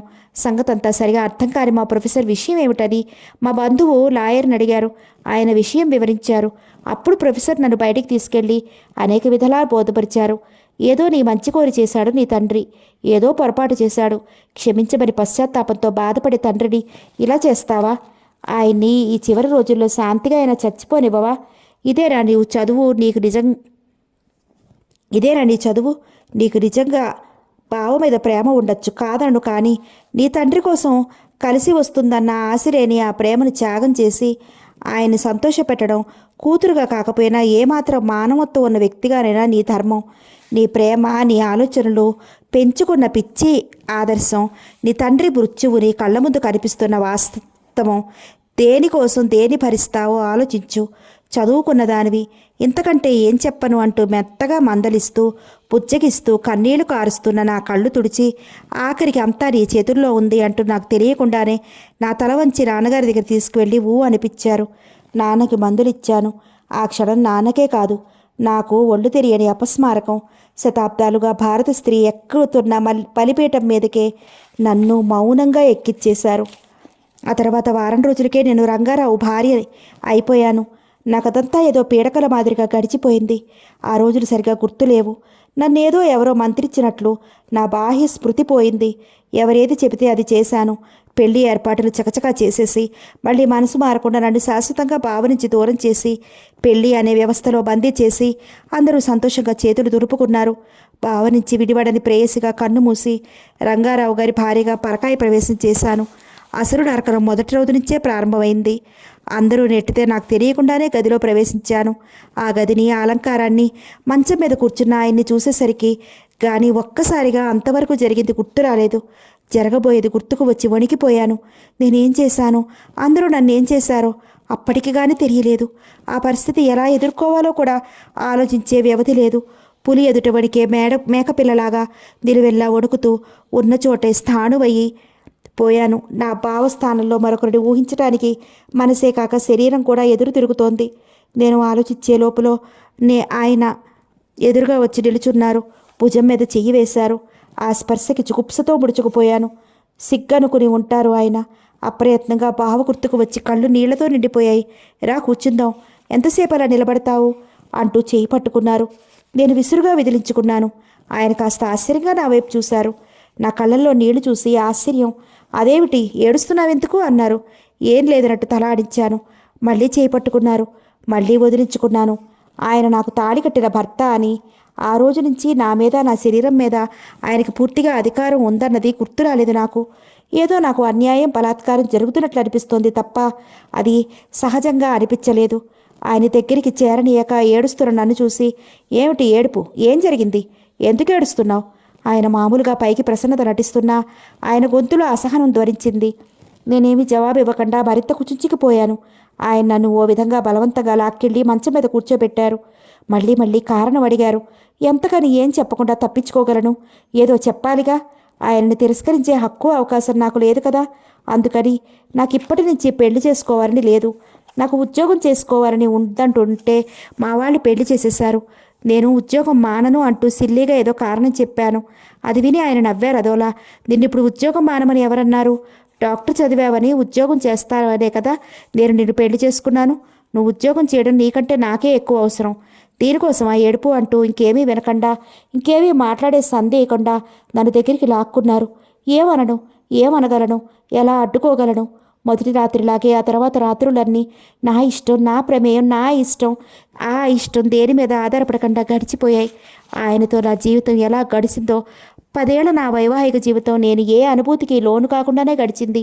మొదటి రాత్రి ఆయన మీద నాకే భావం లేనట్టే. మిగతా రోజుల్లోనూ ఆయన పట్ల నాకే అనుభూతి కలిగేది కాదు. పెళ్లి చేసుకున్నాను, భర్త, నా దేహం ఆయనది, నేను కాదనడానికి వీలు లేదు అన్న భావం తప్ప ఆయన నాకు కావాలని, నేను ఆయన్ని ప్రేమించాలని నాకెప్పుడూ అనిపించలేదు. ఆయన కూడా నా పట్ల ప్రేమానురాగాలు ఎప్పుడూ కనపరిచినట్లు నాకు అనిపించలేదు. ఆయనకి నా మనసు కంటే నా దేహం మీద, నేను సంపాదించే డబ్బు మీద ఎక్కువ వ్యామోహమని చాలా త్వరలో అర్థమయ్యింది. బావ పట్ల నా ప్రేమను మర్చిపోయేటట్లు నన్ను ఆయన ప్రేమానురాగాలతో ముంచెత్తినట్లయితే కొన్నాళ్ళకే నా బావను మరిచి ఈయన పట్ల ప్రేమ రగిలేదేమో. ఆయన మనిషితో తప్ప మనసుతో సంబంధం లేని వ్యక్తి. ఆడదానికి మనసు అన్నది ఉంటుందని, దానిని స్పందింపజేసే శక్తి పురుష హృదయానికి ఉండాలని, ప్రేమానురాగాలతో ఆడదాని మనసును ఆకట్టుకోవాలని ఆయన ఎన్నడూ ఆలోచించలేదు. నా 10 ఏళ్ల వైవాహిక జీవితంలో కనీసం క్రొత్త రోజులలో కూడా నన్ను ప్రేమతో, అనురాగంతో నోరారా పిలిచి దగ్గరికి తీసుకున్న సంఘటన నాకేదీ గుర్తులేదు. అవసరం తప్ప ఆరాధన ఎన్నడూ ఆయనలో కనిపించలేదు. కోరికతో తప్ప ఆర్తితో, అనురాగంతో ఆయన చేతులు నన్నెప్పుడూ బంధించలేదు. కామంతో ఆయన శరీరం నాకు చేరువయ్యేది తప్ప ప్రేమతో, నా మనసుతో ఆయన ఏనాడు ఎప్పుడూ చేరువ కావాలని ప్రయత్నించలేదు. బహుశా నేనే పొరపాటుగా అర్థం చేసుకున్నానేమో. తాళి కట్టిన ప్రతి మొగుడు పెళ్ళాం దేహాన్ని తప్ప మనసుని వాంఛించడేమో. పెళ్ళాన్ని తనేం చేసినా సహించి పడుండాల్సిన భార్యని ప్రేమించాల్సిన అవసరం భర్తనికి లేదేమో. ఆయన్ని, ఆయన చేతుల్ని సరిగ్గా అర్థం చేసుకోలేక ఆయన్ని ప్రేమించలేకపోవడం నా తప్పేనేమో. బావ నా పట్ల చూపించిన ఆరాధనని ప్రతి మగవాడు చూపించాలని అత్యాసపడి అది దొరకక లేదని వాపోవడం సరికాదేమో. కవిగా, చిత్రకారుడిగా బావలో ఉన్న సౌందర్యోపాసన ప్రతి మొగాడిలో లేదని చింతించడం నా తెలివి తక్కువేమో. శరీరంపై కోరికతో కంటే మనసుని ముందు దగ్గర చేర్చుకోవాలని, మనసు లేని శరీరం కట్టితో సమానం అన్న సంగతి మగవాళ్ళకి, మొగుళ్ళకి తెలియకపోవడం అది వారి తప్పు కాదేమో. అది ప్రతి మొగుడికి సహజమేనేమో. అలా ఆశిస్తే అది భార్య అత్యాస మాత్రమేనేమో నాకు తెలియదు. ఏమైతేనే నా కోపమో ఆయన లోపమో, ఆయన దురదృష్టమో నా దురదృష్టమో కానీ ఆయన్ని ప్రేమించలేకపోయాను. ఆయనకి మనసులో నా పట్ల ఏమన్నా ప్రేమ ఉందేమో కానీ అది ఆయన ఏనాడూ వెల్లడించలేదు. నేను తెలుసుకోగలిగేటట్టు ప్రవర్తించలేదు. అసలే బావ మీద ప్రేమతో ఇష్టం లేని పెళ్లి చేసుకున్న నాకు మనసు పూర్తిగా విరక్తి చెందింది. కేవలం నేను పెళ్లి చేసుకుని వివాహ వ్యవస్థను గౌరవిస్తూ ఆయనతో కాపురం చేశాను. ఆయన పిల్లలకి తల్లినయ్యాను. లోకం దృష్టిలో ఆయన భార్యని, ఆ ఇంటికి ఇల్లారిని, ఆ పిల్లలకి తల్లిని, అంతే. మా ఇద్దరి మధ్య ఉన్న సంబంధం. పెళ్ళైన దగ్గర నుంచి నేను వివాహితురాలనని, పరాధీనని, బావని మర్చిపోవాలని అనుక్షణం ప్రయత్నించేదాన్ని. బావ గుర్తొచ్చినప్పుడల్లా చటుక్కున లేచి ఏదో పని పెట్టుకోవడం, ఎవరితోనన్నా మాట్లాడుతూ కూర్చోవడమో చేసేదాన్ని. బావని మర్చిపోవాలనే నా ప్రయత్నాలు ఫలించకపోగా ఆయన నాతో ఉన్న ప్రతిక్షణం బావ గుర్తుకు వస్తూ బావతో ఆయన పోల్చుకోవడంతో నా అసంతృప్తి మరింత ఎక్కువయ్యేది. నా విముఖత్వాన్ని, ముభావాన్ని మొదట్లో సిగ్గుగా, తర్వాత స్వభావంగా సరిపెట్టుకున్నారు. అసలు ఏదో అనుకునేంత ఓపిక, ఆలోచించే తీరిక ఆయనకి ఎక్కడా? భార్య అన్నది ఇంటికి అలంకారం, రాత్రి అవసరం తీర్చుకోవడానికి. అవి కాక నేను చదువుకున్న దానిని కనుక డబ్బు సంపాదించడానికి. ఇవే ఆయనకి నన్ను గుర్తు తెచ్చే విషయాలు. నా పెళ్ళి అయిన 2 నెలలకే మా నాన్న ఆయన కోరిక తీరిన సంతృప్తితో నిశ్చింతగా కన్నుమూశారు. నా పెళ్లికి ఆయన గవర్నమెంట్ హాస్పిటల్లో ఉద్యోగంలో ఉండేవారు. ఆయనకి తల్లిదండ్రులు లేరు. చాలా చిన్నప్పుడే పోతే మా తండ్రి దగ్గర పెరిగారట. పినతండ్రి దగ్గర పెరిగారట. తండ్రి సంపాదించిన డబ్బు ఉన్న కాస్త పొలం పుట్రతో ఈయనకి చదువు చెప్పించాడు పినతండ్రి. ఆయనకి చాలామంది పిల్లలు. ఆర్థికంగా వెనుకబడి ఉండడంతో ఈయనెప్పుడు డబ్బు ఇబ్బందుల మధ్య పెరిగారు. మా సంబంధం అంటే మా నాన్న ఆస్తిపాస్తులు, ఆ ఆస్తికి నేను వారసురాలనవ్వడం, ఆయన కుటుంబం కంటే మా అంతస్తు ఎక్కువగా ఉండటం, ఇవన్నీ నాకంటే ఆయన ఎక్కువ ఆకర్షించి నా విషయాలని తర్వాత నాకు అర్థమైంది. ఈయన డబ్బు మనిషి అన్నది పెళ్ళైన చాలా కొద్ది రోజులకే నాకు అర్థమైంది. చిన్నప్పటి లేమి కారణంగా డబ్బు కోసం కక్కుర్తి పట్టడం, 2 చేతులు ఆర్జించాలని తాపత్రయపడటం ఆయనలో చాలా ఎక్కువగా ఉండేది. నాన్నపోగా ఆస్తికంతటికి నేనే హక్కుదారిని. మా ఆయన ఉద్యోగం మానేశాడు. ఇద్దరం కలిసి నర్సింగ్ హోమ్ ఓపెన్ చేద్దాం, ఇంకా ఈ వెధ ఉద్యోగం మనకెందుకు అన్నాడు. అసలు నాన్న ఉన్నప్పుడే నాన్న అభిలాషం వ్యక్తం చేశారు. ఆయన బ్రతికింది 2 నెలలు. ఆ లోపల ఆ కోరిక తీరకుండానే ఆయన పోయారు. అమ్మతో సంప్రదించి నర్సింగ్ హోమ్ కట్టించడానికి భూములు అమ్మేశారు. ఆడది అమ్మ ఒంటరిగా ఎలాగో ఉండదు కనుక ఆ ఊళ్ళో ఇల్లు అమ్మి ఇక్కడికి వచ్చేసి ఇల్లు కట్టించుకున్నాం. ఆస్తి నా చేతిలో, అమ్మ చేతిలోనే ఉన్న అజమాయిషి అంతా మావారిదే. కొడుకైనా అల్లుడైనా ఆయనే కనుక అమ్మ అంత పెత్తనం అల్లుడి మీదే పెట్టింది. నాకు ఎప్పుడూ డబ్బు వ్యవహారాల మీద ఆసక్తి లేదు, తాపత్రయమూ లేదు. అందుచేత ఆయన ఎలా చెబితే అలా కొట్టాను. నర్సింగ్ హోమ్ కట్టించాక ఇద్దరం ప్రాక్టీస్ పెట్టాం. ఆ చుట్టుపక్కల ఆ మాత్రం నర్సింగ్ హోమ్ లేకపోవడం, మేము ఇద్దరు ఉండటం ఆరంభించిన వేళా విశేషంతో పెట్టిన కొద్ది కాలంలోనే ఇద్దరికీ మంచి పేరు వచ్చింది. ఆర్డర్ కూడా చాలా బాగుండేది. ఆర్జర్ కూడా చాలా బాగుండేది. డబ్బు వస్తున్న కొద్దీ ఆయనకు ఆశ ఎక్కువ అవడం ఆరంభించింది. ఎంతొచ్చినా సంతృప్తి లేకపోవడం గమనించాను. ఎంతసేపు ఉన్నా ఇంకా సేపు ఉండి ఎవరన్నా వస్తారు, అప్పుడే ఇంటికి వెళ్ళి ఏం చేస్తామంటూ మెట్ట మధ్యాహ్నం 2 గంటల దాకా, రాత్రి 9 దాకా అక్కడి నుంచి కదిలేవారు కాదు. అన్నేసి గంటలంతా ఏకదాటిగా ఇతర ప్రపంచాన్ని మర్చిపోయి కేవలం డబ్బు సంపాదించడం తప్ప మరో లక్ష్యం లేనట్టు ఆయన అలా నేను కూర్చోలేకపోయేదాన్ని. ఆయనకు సినిమా అక్కర్లేదు, పుస్తకాలు, స్నేహితులు అసలే అక్కర్లేదు. భార్యతో కనీసం ఓ షికారుకి వెళ్లాలని, సాయంత్రం అలా బయట కబుర్లు చెప్పుకుంటూ కూర్చోవాలని, ఏ వెన్నెల రాత్రో క్రొత్త భార్యతో డాబా మీద కూర్చుని తన్మయత్వం చెందాలని, ఇలాంటి విషయాలు ఆయనకి తెలియవనుకుంటాను. స్త్రీ పురుషుల మధ్య ప్రేమ అన్నది ఎంత ఉన్నతంగా ఉండగలదో, స్త్రీ పురుషుల మధ్య కేవలం శరీరాకర్షణ ఉండక్కర్లేదని నిరూపించిన భావ ప్రేమ చెవి చూసిన నాకు ఆయన పట్ల అన్ని విధాలా అసంతృప్తే కలిగించేది. ప్రతి సంఘటన, పెళ్లాడిన నేరానికి ఎంత సరిపెట్టుకుందామన్నా ఆయన స్వభావం నా స్వభావం ఏ విషయంలోనూ కలిసేది కాదు. సరే, మా కాపురంలో ఆనందం అటుంచి ఆయనలో ధనార్జనే లోకం అన్న గుణం చూసి బొత్తిగా సహించలేకపోయాను. మొదటిలో ఏమీ అనలేక, అంటే ఏమంటారోనని నేను తప్పనిసరిగా ఆయనతో పాటు రోజంతా ఆసుపత్రిలో గడిపేదాన్ని. ఆ అమ్మాయి ఇంట్లో చూసుకోవడానికి ఉండేది కనుక ఇలాంటి విషయాలు నేను చూసుకోనక్కర్లేదు. 3 నెలలు గడిచేసరికి మా అర్జన వేలల్లోకి దిగినా ఆయన తృప్తి పడకపోవడం నాకు కోపంతో పాటు చిరాకు కలిగింది. కాస్త గట్టిగానే 3-4 సార్లు ఆయనతో వాదన పెట్టుకున్నాను. ఆయన వినలేదు. బాగుంది, డబ్బు సంపాదించడానికి కదూ ఈ నర్సింగ్ హోమ్ ఇంత ఖర్చు పెట్టి కట్టించింది, ఓపిక లేకపోతే పని ఎలా జరుగుతుంది అంటూ నా మాట లక్ష్య పెట్టేవాడు కాదు. ఆయనతో వాదించలేక, ఆయన్ని ఒప్పించలేక నేను మాత్రం నా రాకపోకలకి టైం నిర్ణయించుకున్నాను. ఆయనతో పాటు నేను అంతసేపు కూర్చోవడం లేదని ముందు విసుక్కోవడం, తర్వాత సనగడం, ఆ తర్వాత గట్టిగానే తగాదాలోకి దించడం చేశారు. ఆయన ఈ ధోరణి నాకు మరింత విరక్తిని, ఏహ్యతని పెంచింది. పెళ్ళైన ఏడాదికే రవి, మరో ఏడాదికి రేఖ ఇద్దరు వెంట వెంటనే పుట్టారు.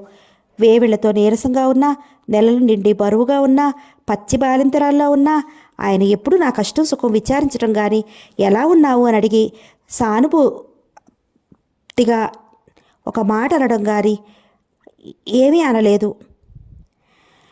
ఆసుపత్రికి వెళ్ళలేని రోజున దుమదుమలాడేవారు. ఎక్కడలేని నీరసాలు నీవే, లోకంలో ఇంకెవరు పిల్లల్ని కనలేదులా ఉంది, ఆ మాత్రం కూడా ఓర్చుకోలేవు అంటూ విసుక్కునేవారు.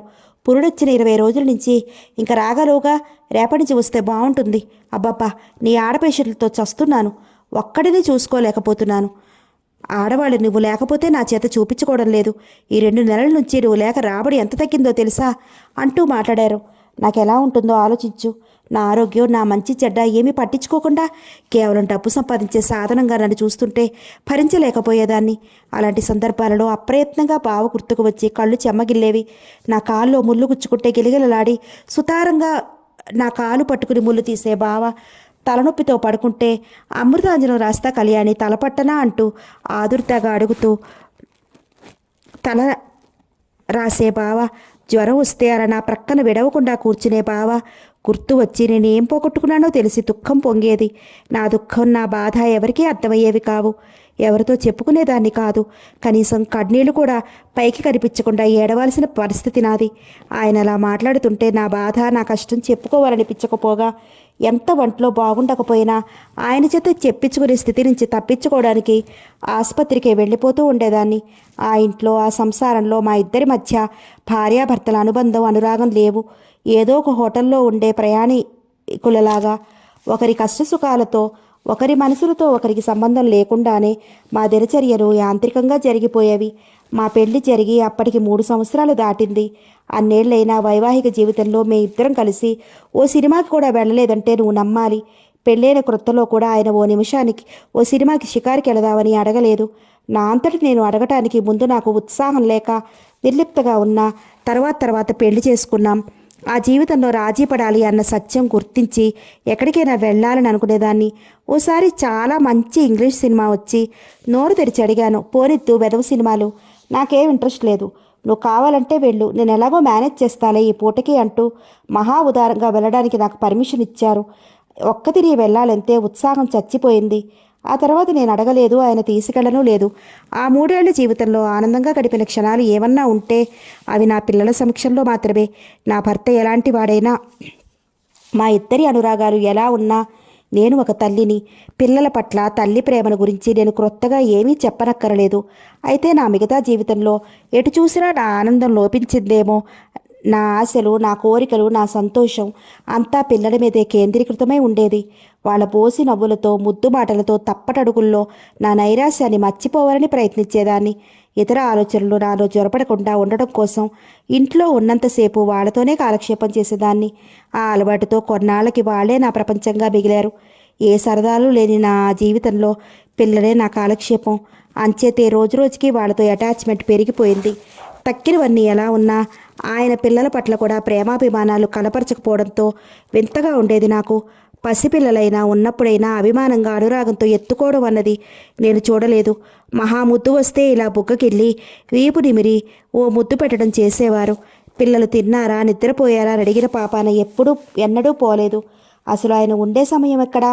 ఉదయం లేచిన దగ్గర నుండి హడావుడిగా పనులు ముగించుకుని 8కి వెళ్ళడం, ఏ 2 గంటలకో వచ్చి కాసేపు పడుకుని మళ్ళీ వెళ్ళిన మనిషి ఏ రాత్రికో రావడం. ఇంకా ఇంటి విషయం, పిల్లల విషయం పట్టించుకునే టైము, ఓపిక ఎక్కడ ఆయనకి? అందులో నేను డాక్టర్నే కనుక పిల్లల ఆరోగ్యం బాగులేనప్పుడైనా చూసే అవసరం ఆయనకి లేకపోయింది. రోజులు యథాప్రకారం గడిచిపోయాయి. అప్పటికి బావ ఇంటిలో నుంచి వెళ్ళిపోయి 5 సంవత్సరాలైంది. ఎక్కడున్నారో, ఏం చేస్తున్నాడో, అసలు ఉన్నాడో, పరిస్థితుల్ని ఎదుర్కోలేక, మరో గత్యంతరం లేక ఏ ఆత్మహత్య చేసుకున్నాడో అంతా ఊహించడం తప్ప ఏ సంగతి నాకు తెలియదు. కనీసం ఓ ఉత్తరమైనా రాయకుండా ఉండగలిగిన బావ మనస్థైర్యానికి కోపం తెచ్చుకునేదాన్ని. నా ఆలోచనల్లో బావ దూరం కాకపోయినా బావ కోసం బాధపడడం క్రమంగా తగ్గింది. జీవితంలో రాజీపడి బ్రతకడం అలవాటు చేసుకున్నాను. కాలం నా గుండెల్లో గాయాన్ని తాత్కాలికంగా పూడ్చింది. అనుకోని విధంగా నా జీవితం ఓ పెద్ద మలుపు తిరిగింది. ఓ రోజు హఠాత్తుగా బావ ఇంటికి వచ్చాడు. అప్పుడు ఉదయం 7:30. నేను స్నానం చేసి అద్దం ముందు ముస్తాబవుతున్నాను. ఆయన స్నానం చేస్తున్నారు. హఠాత్తుగా గుమ్మం దగ్గర బావ నిలబడి కళ్యాణి అని పిలిచాడు. అద్దంలో బావ ప్రతిబింబం చూసి అలా నిశ్చేష్టితనయ్యి కొద్ది క్షణాలు ఉండిపోయాను. మళ్ళీ కళ్యాణి అన్నాడు బావ ఆర్ద్రంగా. అప్పటికి కానీ అది నిజమన్న స్ఫురణ రాలేదు. అంతే, ఒక్క ఉదుటిన పిచ్చిదానిలా లేచాను. బావ ముందుకు అడుగు వేసి 2 చేతులు చాచి కళ్యాణి అన్నాడు. అంతే, చాచిన బావ చేతుల్లోకి వాలిపోయి బావని హత్తుకుపోయాను. దుఃఖం పొర్లుకొచ్చి బావా అంటూ భోరుమన్నాను. బావ చేతులు నా చుట్టూ బిగుసుకుపోయాయి. కళ్యాణి, నా కళ్యాణి అంటూ బావ కూడా పిచ్చివాడిలా నా భుజం మీద తల అంచి ఏడవటం ఆరంభించాడు. బావా, ఏమైపోయావు? ఇన్నాళ్ళు నన్ను వదిలి ఎక్కడున్నావు? నన్ను వదిలి ఎందుకు వెళ్ళిపోయావు బావా అంటూ వెర్రిదానిలా ఏడుస్తూ అన్నాను. కళ్యాణి, నేను ఇన్ని ఉత్తరాలు రాశాను నీకేదీ అందలేదా? ఈ 5 సంవత్సరాలు నిన్నే తలుచుకుంటూ నీ పేరే కలవరిస్తూ బ్రతికాను కళ్యాణి అంటూ ఆవేశంగా బావ నన్ను మరింత గాఢంగా హత్తుకున్నాడు. నేను బావగుండెల్లో మొహం దాచుకుని ఏడుస్తున్నాను. ఆ క్షణంలో నాకు మిగతా ప్రపంచం ఏమీ గుర్తులేదు. నేను వివాహితులని, బావ నాకు పరాయివాడని, నేను పరాయిదాన్నని, నేను ఇలా పరపురుషుడిని అంటరాదని ఏమీ గుర్తులేవు. ఎటు చూసినా నా బావ అన్నాళ్ళకు కంటపడ్డాడన్న నిజం ఒకటే గుర్తుంది. అలా ఇద్దరం ఎంతసేపు ఉన్నామో తెలియదు. హఠాత్తుగా కళ్యాణి అన్న గర్జన వినపడి త్రుళ్ళిపడి తెలివి తెచ్చుకున్నాను. బాత్రూమ్ గుమ్మంలో ఆయన ప్రళయకాల రుద్రులా నిలబడి ఉన్నాడు. ఆయన ఎప్పుడు వచ్చాడో కూడా తెలియని తన్మయావస్థలో ఉన్నాం మేము. ఆయన మొహం చూశాక కానీ నేను చేసిన పని తెలిసి రాలేదు. అప్పటికి కానీ నేను బావ వస్తువును కాదని, బావ నాకు పరాయివాడని గుర్తుకు రాలేదు. బావ కూడా అప్పుడే తెలివి తెచ్చుకున్నట్టు నా నుంచి దూరంగా జరిగాడు. ఆయన చూపులకి శక్తి ఉంటే మమ్మల్ని మార్చి భస్మం చేసి ఉండేది. ముగ్గురు ఒకరి వంక ఒకరు చూసుకుంటూ ఒక్క క్షణం అలా ఉండిపోయాం. ఆ తర్వాత నిమిషంలో ఆయన ఆవేశంగా నా దగ్గరికి రావటం, నా చెంప పగిలేటట్టు కొట్టడం, కన్ను మూసి తెరిచేటంతలో జరిగిపోయాయి. బావ ఒక గంతులో నా దగ్గరికి వచ్చి ఆయన చెయ్యి పట్టుకున్నాడు. ఆగండి, తొందరపడకండి అన్నారు దృఢంగా. Shut up, who are you to interfere? Out, get out. ఆయన చెయ్యి బావ చెంపను తాకింది ఈసారి. నా వంక ఏహ్యంగా తిరస్కారంగా చూస్తూ, ఛీ, నువ్వు ఇలాంటి నీచురాలవని ఎప్పుడూ అనుకోలేదు. ఎవడు వీడు? ఎన్నాళ్ళ నుంచి సాగుతోంది ఈ నాటకం? ఇంట్లో నేనుండగా నీకెంత ధైర్యం? కోపంతో వణికిపోతూ అన్నాడు ఆయన. నేనింకా ఆ షాక్కి, ఆ దెబ్బకి తేరుకోలేకపోయాను. జవాబు చెప్పలేక నిస్సహాయంగా బావ వంక చూశాను. మీరు పొరపడుతున్నారు. కళ్యాణికి నేను బావని. ఇప్పుడే వచ్చాను, 5 ఏళ్ల తర్వాత. నా తరఫున అన్నాడు బావ. బావ అయితే కళ్యాణి ఎవరో తెలుసా? నా భార్య. నీకెంత ధైర్యం నా ఇంట్లో ఇంత సాహసం చేయడానికి? తీక్షణంగా అన్నారాయన. బావ తలదించుకున్నాడు. క్షమించండి, పొరపాటే. కళ్యాణిని 5 ఏళ్ల తర్వాత చూస్తుంటే నన్ను నేను మరిచిపోయాను. కళ్యాణి పరాయిదని గుర్తు రాలేదు. Sorry, very sorry. ఆయన కొట్టినందుకు ఏమాత్రం బాధ అవమానం లేకుండా ఉద్రేకం ఆపుకుంటూ అన్నాడు. ఓహో, కళ్యాణి అంటే మీరు కళ్యాణి ప్రేయసి ప్రియులన్నమాట ఇది వరకు. హేళనగా తిరస్కారంగా చూస్తూ నా వంక తిరిగి, ఏం కళ్యాణి, పాపం నీకో ప్రియుడున్నాడని ఎప్పుడు చెప్పలేదే? స్వయాన బావగారు ప్రియుడై ఉండగా మరి నన్నెందుకు పెళ్లి చేసుకున్నావు? ఆయన హేళన వ్యంగ్య ధోరణ ఇంకా వింటూ సహించలేకపోయాను. అనండి ఇంకా. గడిచిపోయిన గతం గురించి ఇప్పుడు మీకు ప్రశ్నించే అధికారం లేదు. నిబ్బరంగా కాస్త కటువుగానే అన్నాను. గతం సరే, ఇప్పటి మాట? ఇందాక కళ్ళారా చూసిన దానికి నీ సమాధానం? తీక్షణంగా అడిగారు. నేను చెప్పింది తప్పైనా రైట్ అయినా సమాధానం చెప్పాలి, తప్పదు. ఏదో మొండి ధైర్యం ప్రవేశించింది. సమాధానం ఏమీ లేదు. స్వయంగా చూశారు. చూసిన దానికంటే ప్రస్తుతం మా మధ్య ఇంకేమీ లేదు. నా సమాధానానికి కరుకుగా నా వంక చూసి ఆ తర్వాత బావ వంక తీక్షణంగా చూస్తూ, వెళ్ళండి, ఇక్కడి నుంచి వెంటనే వెళ్ళండి. మళ్ళీ ఇంటికి రావాలని ఎప్పుడూ ప్రయత్నించకండి. ఇంకోసారి ఇలాంటి సంఘటన జరగడానికి వీలు లేదని గుర్తుంచుకోండి. వెళ్ళండి అంటూ వేలుతో గుమ్మం చూపాడు. 5 ఏళ్ల తర్వాత కంటబడిన బావని, నా ఇంటికి వచ్చిన బావని గుమ్మంలో నుంచి అంత అమర్యాదకరంగా పంపిస్తుంటే సహించలేకపోయాను. బావ నన్ను కళ్ళ నిండుగా ఒకసారి చూసి, వస్తాను కళ్యాణి, నిన్ను కళ్ళారా మళ్ళీ చూశాను, నాకంతే చాలు, బాధపడకు, వెళతాను అంటూ వెళ్ళిపోయాడు. ఇన్నాళ్ళకి వచ్చిన బావకి ఓ పూట భోజనం కూడా పెట్టకుండా పంపించటం నేనిక ఊరుకోలేకపోయాను. ఆయన తరువాత ఏమన్నా అన్న ధైర్యం వచ్చింది.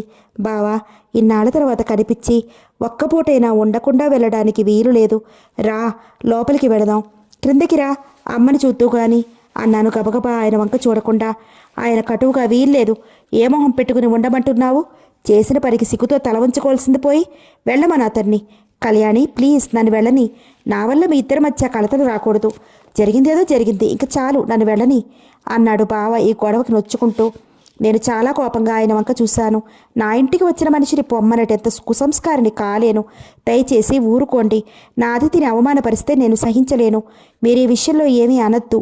చాలా ఖచ్చితంగా నా అభిప్రాయం చెప్పాను. నీకో సంస్కారం ఏడ్చిందా? నీ నీతి నీ సంస్కారం ఎంతటితో బాగా తెలిసిందిలే ఎకసక్కంగా అన్నారు. మీ ఇష్టం, ఎలా అనుకున్నా పర్వాలేదు. నేనేదో తప్పు చేశానని అనుకోవడం లేదు. చిన్నప్పటి నుంచి ఓ చోట పెరిగి 5 ఏళ్ల తర్వాత ఉన్నాడో లేదో తెలియని అయోమయ స్థితిలో హఠాత్తుగా ఆ మనిషి కనిపిస్తే అలా ప్రవర్తించడంలో నాకేం తప్పు కనిపించడం లేదు.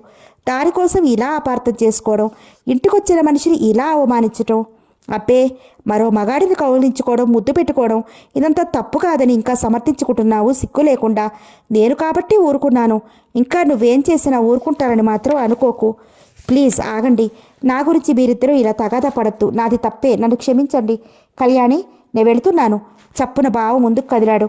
బావా అన్నాను దీనంగా గుమ్మానికి అడ్డంగా నిలబడి. లే కళ్యాణి, ఇలా రావడం, ఇలా జరగటం, 5 ఏళ్ల తర్వాత వచ్చి ఇలా నీ కాపురంలో కలతలు రేగటానికి నేను కారణం కావడం సహించగలను అనుకుంటున్నావా? దారి వదులు కళ్యాణి, నువ్వు అశక్తురాలివి అని నాకు తెలుసు.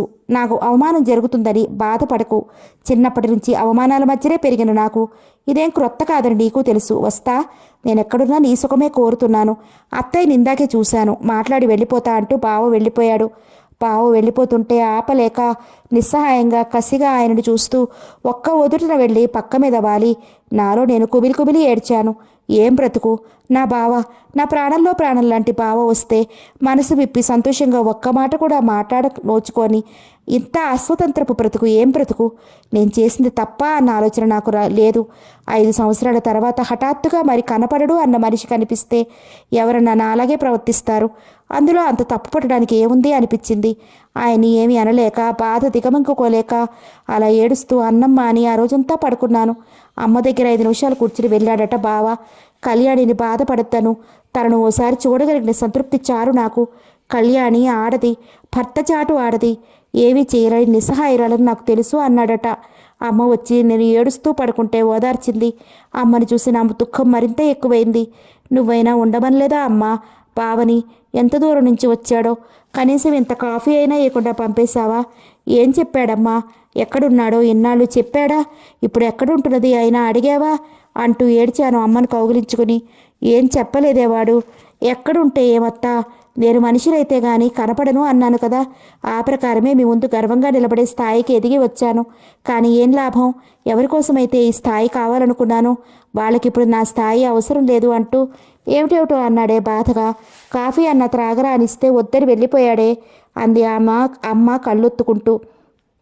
అడ్రస్ అన్న ఇయకుండా కనిపించినట్టే కనిపించి మాయమయ్యావో బావా, అసలు మళ్ళీ ఎందుకొచ్చావు బావా అంటూ ఎంత ఏడ్చానో.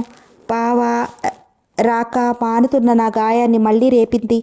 ఆ సంఘటన నా జీవితం మీద, అసలే అంతంత మాత్రంగా ఉన్న మా వైవాహిక జీవితం మీద మరింత దెబ్బతీసింది.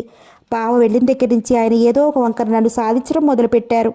నేను చేసినది తప్పని దాన్ని ఆసరా తీసుకుని అయిన దానికి కాని దానికి నన్ను దెప్పటం, వ్యంగ్యంగా సూటిపోటి మాటలనటం ఆరంభించారు. ఏమన్నా ఆలోచిస్తూ కూర్చుంటే మీ బావ గురించి అనడం, నేను ముభావంగా ఉంటే మీ బావ గుర్తొస్తున్నాడా పాపం అని వ్యంగ్యంగా దెప్పటం, ఆయన సమక్షంలో నేను విసుగ్గా ఉంటే ఏ బావ తప్ప నేను పనికిరానేమిటి అనడం, తీరుబాటు దొరికినప్పుడల్లా మీ బావను ప్రేమించి నన్నెందుకు పెళ్ళాడావు, మీ ప్రేమాయణాలు ఎంతకాలం సాగాయి, ఎంత దాకా జరిపించారు, పెళ్ళప్పుడు అంతగా ఏడ్చావు, మీ బావను ప్రేమించి నన్ను పెళ్ళాడి నన్ను మోసం చేయడంలో నీ ఉద్దేశం ఏంటి, అసలు ఈ పిల్లలు నా పిల్లలేనా అంటూ మాటలతో హింసించడం ఆరంభించారు. మేమిద్దరం ఏకాంతంగా ఉండే సమయాల్లో ఆయనకి నన్ను ఇలా తెప్పడం మినహా మరో పని ఉండేది కాదు. బావ వెళ్ళాక ఆయన ఇలా మాట్లాడుతుంటే 2-3 సార్లు విని ఆయనకి ఉన్న సంగతి స్పష్టంగా చెప్పడం మంచిది. నేను దాచడం ఆయన అపోహలకి అపార్థాలకి మరింతగా దారితీస్తుందని ఆలోచించి స్పష్టంగా మా విషయాలు చెప్పేశాను. అవును, పెళ్లికి ముందు నేను బావని ప్రేమించాను. చిన్నప్పటి నుంచి మేమిద్దరం ఒకరంటే ఒకరు ఎంతో అభిమానించుకున్నాం. బావని పెళ్ళాడాలనుకున్నాను, కానీ విధి మాకు కలిసి రాలేదు. బావ దూరమయ్యాడు. చావు బ్రతుకుల్లో ఉన్న నాకు నాన్న మాట కాదనలేక ఆయన సంతృప్తి పరచడానికి ఈ పెళ్లికి ఒప్పుకున్నాను. నాకు బావని తప్ప ఇంకెవరిని చేసుకోవడం ఇష్టం లేదు. అయితే పెళ్లి చేసుకున్నాక నేనేం మీకు ద్రోహం చేయలేదు. బావని మర్చిపోవడానికే ప్రయత్నించాను. మనసు నా చెప్పు చేతుల్లో లేదు కనుక ఆలోచనల్ని నేను కంట్రోల్ చేసుకోలేకపోయాను. కానీ మీకు నేనేం అపచారం చేయలేదు. వివాహ బంధాన్ని గౌరవించి మీతో కాపురం చేస్తున్నాను. నమ్మినా మానినా నిజమిదే. ఇంతకంటే మా మధ్య ఏమీ లేదు అని ఉన్నదున్నట్లు నిష్కర్షగా చెప్పాను. ఆయన నమ్మినట్టు లేదు. అదోలా హేళనగా నవ్వి పెద్ద పతివ్రతలా నటించకు అన్నారు. ఆయన మాటలతో, ఆయన వ్యంగ్యోక్తులతో రోజురోజుకి నా మనసు విరిగిపోసాగింది. దానికి తోడు బావ గురించి దిగులు అన్నీ కలిసి నన్ని రకం విరక్తిలో పడేశాయి. అన్నింటి పట్ల నిర్లిప్తత. బావ వెళ్ళిపోయిన ముందు రోజుల్లాగా తయారైంది మళ్ళీ పరిస్థితి. ఆసుపత్రికి వెళ్ళాలన్నా చిరాకు, మనిషి మాట్లాడితే విసుగు, దుర్భరంగా తయారైంది నా పరిస్థితి. బ్రతుకు మీద విరక్తి, బావని నన్ను విడదీసిన ప్రపంచం మీద కసి. బావ వెళ్ళిన 4 రోజులకి ఓ ఉత్తరం రాశాడు. కనీసం బావ ఎక్కడున్నాడో, బావ క్షేమ సమాచారాలు తెలుసుకోగలిగినందుకు బ్రహ్మానందపడుతూ కవర్ తెరిచాను. కళ్యాణికి జరిగిన దానికి చింతిస్తూ నీకు ఉత్తరం రాయడం కూడా మీ వారికి ఇష్టం ఉంటుందో ఉండదోనని ఈ 4 రోజులుగా సందేహిస్తూనే జాప్యం చేశాను. కానీ నీ బాధ తలుచుకుంటే ఈ ఉత్తరం రాయకుండా ఉండలేకపోయాను. నా ఉనికి తెలుసుకోవడానికి నువ్వెంత ఆరాటపడుతుంటావో తెలిసి నిన్నింకా హింసించలేకపోయినా ఏవైనా సరేనని ఉత్తరం రాస్తున్నాను. మీ వారికి నా క్షమాపణలు అందజేయి. అవసరం అనుకుంటే ఈ ఉత్తరం ఆయనకి చూపించు. అపార్థానికి తావు లేకుండా. కళ్యాణి, నేనేం రాయను, ఎలా రాయగలను? నేను తిరిగి వచ్చేసరికి ఈ స్థితిలోనే నీ ఉంటావని తెలిసినా ఎందుకో అప్పుడప్పుడు వెర్రిగా నా కోసం నా కళ్యాణి 2 ఏళ్ళేమిటి, ఎన్నేళ్ళైనా నిరీక్షిస్తుంది. నేను పెద్ద ఉద్యోగినయ్యి ఎదురుగా గర్వంగా నిలబడతాను. అప్పుడిక కళ్యాణి నాది కాక ఏమవుతుంది అని పిచ్చి పిచ్చిగా ఆలోచించాను. ఇది భారతదేశమని, ఓ ఆడపిల్ల తన ఇష్టం వచ్చిన పెళ్లి చేసుకుంటానంటే కుదరదని, ఓ దౌర్భాగ్యుడి కోసం ఏళ్ల తరబడి ఎదురు చూస్తూ కూర్చుంటాను. పెళ్లి చేసుకోకుండా అంటే ఆ ఆటలు ఆశలు సాగవని మరిచిపోయి వెర్రిమొర్రి కలలు కనేవాడిని. నువ్వు పెళ్లి చేసుకోకుండా నా కోసం ఎదురు చూస్తూ ఉండాలని ఉన్నా నీ చుట్టూ మనుషులు ఊరుకోరని తెలిసి నీ మీద భ్రమతో కలలు కనడం వెర్రి కాదు. కళ్యాణి, నేను ఇంటిలో నుంచి వెళ్ళిపోయి ఏం అవస్థలు పడ్డానో 5 ఏళ్ల తర్వాత చెప్పి నిన్ను బాధ పెట్టడం నాకు ఇష్టం లేదు. అదృష్టమో దురదృష్టమో ఎయిర్ ఫోర్స్లో చేరాను. 2 ఏళ్ల తర్వాత ఆఫీసర్ హోదాని అందుకున్నాను. అప్పుడు ఇంకా మావయ్య ముందు నిల్చోగలిగే తాహతు వచ్చిందనిపించింది. 2 ఏళ్ల తర్వాత నీకు ఉత్తరం రాశాను. ఎంతో గర్వంగా నా గురించి రాసి నిన్ను చూడడానికి వస్తానని వెంటనే జవాబు రాయమని రాశాను. ప్రతిరోజు నీ జవాబుకి ఎంతో ఆరాటంగా ఎదురు చూశాను. జవాబు లేదు. ఆ తర్వాత మరి 2 వాటికి జవాబు లేదు. ఆ తర్వాత రిజిస్టర్డ్ ఎక్నాలెడ్జ్మెంట్తో రాశాను. అడ్రస్ నాట్ అవైలబుల్ అని తిరిగొచ్చింది. గాబరా పడ్డాను. పోనీ నీకు పెళ్ళయి అత్తవారింటికి వెళ్ళి ఉంటావు, మామయ్య వాళ్ళు ఏమయ్యారు అనుకుంటూ ఏ సంగతి తెలియక దిగులు పడ్డాను. మామయ్య నా ఉత్తరాలకి జవాబు ఇవ్వడానికి ఇష్టపడక ఊరుకున్నాడనుకున్నాను. రిజిస్టర్ లెటర్ మనిషి లేడు అని ఎందుకు తిరిగి వస్తుంది అనిపించింది. ఏ సంగతి తెలియక కొన్నాళ్ళు గడిపాను. ఆఖరికి ఓసారి వెళ్ళి సంగతి సందర్భం ఏమిటో తెలుసుకురావాలని బయలుదేరాను. అక్కడ ఏముంది, ఇరుగు పొరుగు ద్వారా సంగతులన్నీ విన్నాను. మామయ్య పోవడం, నీ పెళ్ళవడం, ఆస్తులన్నీ అమ్ముకుని మీరు హైదరాబాద్ వెళ్ళిపోయారని విన్నాను. కళ్యాణి, నేను ఎవరి కోసమైతే ఈ స్థితికి ఎదిగానో, ఎవరి ముందైతే గర్వంగా నిలబడాలనుకున్నానో, నన్ను చూసి సంతోషించడానికి నాకెవరూ లేరు. నా ఈ హోదా, ఉద్యోగం ఎవరికీ పనికొచ్చేది కాదు. ఎవరినైతే ఉద్యోగంతో సొంతం చేసుకోవాలనుకున్నానో వాళ్ళు ఇప్పుడు నాకు అందనంత దూరం అయిపోయారు. ఎంత నిరాశ, నిస్పృహ నన్ను ఆవరించి ఉంటాయో ఆలోచించు. నీకు పెళ్ళయిందని విన్నాక ఇంకా ఎవరి కోసం, ఎందుకోసం ఈ బ్రతకటం అన్న నిర్లిప్తత ఆవహించింది. నిన్ను మర్చిపోవాలని, నాది కాని వస్తువు పట్ల వ్యామోహం ఇంకా పెంచుకోకూడదని, నిన్ను తలవకూడదని అనుకునేవాడిని. కానీ అది సాధ్యమా? నిన్నొకసారి వచ్చి చూడాలనిపించింది. చూస్తే నువ్వు పరాయిదానివన్న భావం సహించలేదనిపించింది. ఎప్పటికైనా నా మనసు ఆ నిజాన్ని ఒప్పుకుంటే అప్పుడు వచ్చి చూద్దామనుకున్నాను. ఆ 3 ఏళ్లుగా ఎలా గడిచాయో అడగొద్దు. బ్రతకడానికి డబ్బుండాలి కనుక ఉద్యోగం చేయటం. నువ్వు గుర్తుకొచ్చినప్పుడల్లా త్రాగి ఒళ్ళు తెలియని స్థితిలో అలా పడి ఉండేవాడిని. నిన్ను మరవలేక, నిన్ను గుర్తు చేసుకుని నువ్వు నా దానివి కావన్న నిజాన్ని భరించలేక నరకం అనుభవించాను. అలాగే రోజులు దొర్లించాను. ఆఖరికి ఇన్నాళ్ళైనా నా మనసు నువ్వు నా దానివి కావన్న నిజాన్ని అంగీకరించడానికి ఇష్టపడలేదు. ఓసారి కళ్ళతో నిన్ను చూస్తే ఆ నిజం మనసు అంగీకరిస్తుందేమో అనిపించి భరించలేక ఆఖరికి బయలుదేరి నీ దగ్గరికి వచ్చాను. వచ్చాక అక్కడ జరిగిన సంఘటన తర్వాత నా బాధ, ఆవేదన మరింత ఎక్కువయ్యాయి. నేను అనవసరంగా అవమానం పాలు చేశానని, మీ భార్యాభర్తల మధ్య కలతలు రేపారన్న అశాంతి నన్ను నిలవదీయడం లేదు. కళ్యాణి, నిన్ను చూసిన క్షణంలో నువ్వు వివాహితమన్న నిజమే గుర్తుకు రాలేదు. ఆ కళ్యాణిని అన్నాళ్ల తర్వాత చూసిన ఆనందం, అన్నేళ్ల వియోగం తర్వాత కలిగిన ఆవేదన నన్ను నేను మరిచేటట్టు చేశాయి. ఆ క్షణంలో నా పూర్వపు కళ్యాణే కళ్ళ ముందు సాక్షాత్కరించింది. 5 ఏళ్ల వియోగ దుఃఖాన్ని నీ కౌగిలిలో మర్చిపోవాలన్న ఆరాటంలో యథార్థాన్ని మరిచి అనుచితంగా ప్రవర్తించాను. దానికి ఇప్పుడు క్షమాపణలు చెప్పినా ప్రయోజనం ఏమిటి? నా కారణంగా నీ వైవాహిక జీవితంలో కలతలు రాకూడదని నా కోరిక. మరొకసారి మీ వారికి నా మనపూర్వక క్షమాపణలు అందజేయి. కళ్యాణి, ఇంకేం రాయను. ఈ ప్రపంచంలో నువ్వు తప్ప నాకెవరూ నా అనేవారు లేరు. నిన్ను కూడా పోగొట్టుకున్నాను. కనీసం ఎప్పుడైనా మీ ఇంటికి వచ్చి నీతో మనసారా మాట్లాడగలిగే అవకాశం లేకుండా పోయింది. ఇంకేం చేయను. నాకెవరున్నారు? నా కష్టం సుఖం చెప్పుకోవడానికి ఎవరూ లేని ఏకాకిని. చిన్నప్పటి దౌర్భాగ్యమే ఇప్పటికీ నన్ను వదలడం లేదు. ఇంత దురదృష్టవంతుర వాళ్ళు ఇంకెవరన్నా ఉంటారో లేదో తెలియదు. కళ్యాణి, బాధపడకు నా కోసం. నాకు ఈ బాధలు అలవాటే. అన్నింటినీ కరళంగా దాచుకుని ఇలా బ్రతుకుతూనే ఉంటాను ఏకాకిగా. సదా నీ సుఖం కోరే నీ బావ ఉత్తరం చూసి కళ్ళనీళ్లు నిండిపోయాయి. గొంతు నిండా దుఃఖం పొంగింది. తెలియని పిచ్చి దుఃఖంతో ఆయన ఇంటికి రాగానే ఆ ఉత్తరం ఆయన మీదకి విసిరి కొట్టాను. నా దుఃఖం, ఆవేదన కలిసి కసిగా వివరించాను, నిందించాను ఆయన్ని. అంతలా వాడి కోసం ఏడవటంలోనే తెలుస్తుంది నీ మనసు, నీ నిజాయితీ. చేసిన తప్పుకి సిగ్గుపడాల్సింది పోయి నన్నంటున్నావు. పైగా ఇదిగో మీ వైఖరి నచ్చలేదు. నాకు వాడొచ్చిన దగ్గర నుంచి నీ ప్రవర్తన నాకేం బాగాలేదు కఠినంగా అన్నారు. వాడు గీడు అనకండి, మర్యాదగా మాట్లాడండి. ఉక్రోషంగా, ఆవేశంగా అన్నాను. అంటాను, తప్పకుండా అంటాను. వాడికి అంతకంటే మర్యాద కూడా ఇయ్యాలేంటి? కవ్వించి రెచ్చగొట్టే ఆయన ధోరణికి కోపం వస్తున్నా ఏమి చేయలేని స్థితి నాది. చేసిన చిన్న తప్పుకి ఎంత పెద్ద శిక్ష! ఈ విషయం గురించి అవకాశం వచ్చినప్పుడల్లా తెప్పటం ఆయన మానలేదు. నా బలహీనతని, నా పొరపాటుని నిమిషానికి వేలెత్తి చూపటం నేను సహించలేని విషయంగా తయారైంది. ఏమీ చెయ్యలేదు కదా అని పిల్లిని గదిలో పెట్టి అదే పనిగా హింసిస్తే, రెచ్చగొడితే ఎంతకని సహిస్తుంది? ఆఖరికి తిరగబడుతుంది. భయపడకుండా మొండి ధైర్యంతో తిరగబడి రక్కుతుంది. అదే స్థితి అయింది నాది. ఒకరోజు ఇక భరించలేక తిరగబడ్డాను. నేను మనిషిని. నాలోనూ చీము నెత్తురు ఉంది. కాస్తో కూస్తో చదువుకున్నాను. ఆత్మాభిమానం ఉంది. అవును, బావ నా ప్రియుడే. మేమిద్దరం ప్రేమించుకున్నాం, ఇంకా ప్రేమించుకుంటున్నాం. మిమ్మల్ని నేను కావాలని పెళ్లి చేసుకోలేదు. నేనెప్పుడూ మిమ్మల్ని ప్రేమించలేదు. ఇంకా మీరేమనుకున్నా అన్నా నాకేమీ లెక్కలేదు. మీ ఇష్టం వచ్చినట్లు అనుకోండి అని విసురుగా వెళ్ళిపోయాను. ఆయన కాసేపు అలాగే నోట బాట రాక నిలబడిపోయాడు.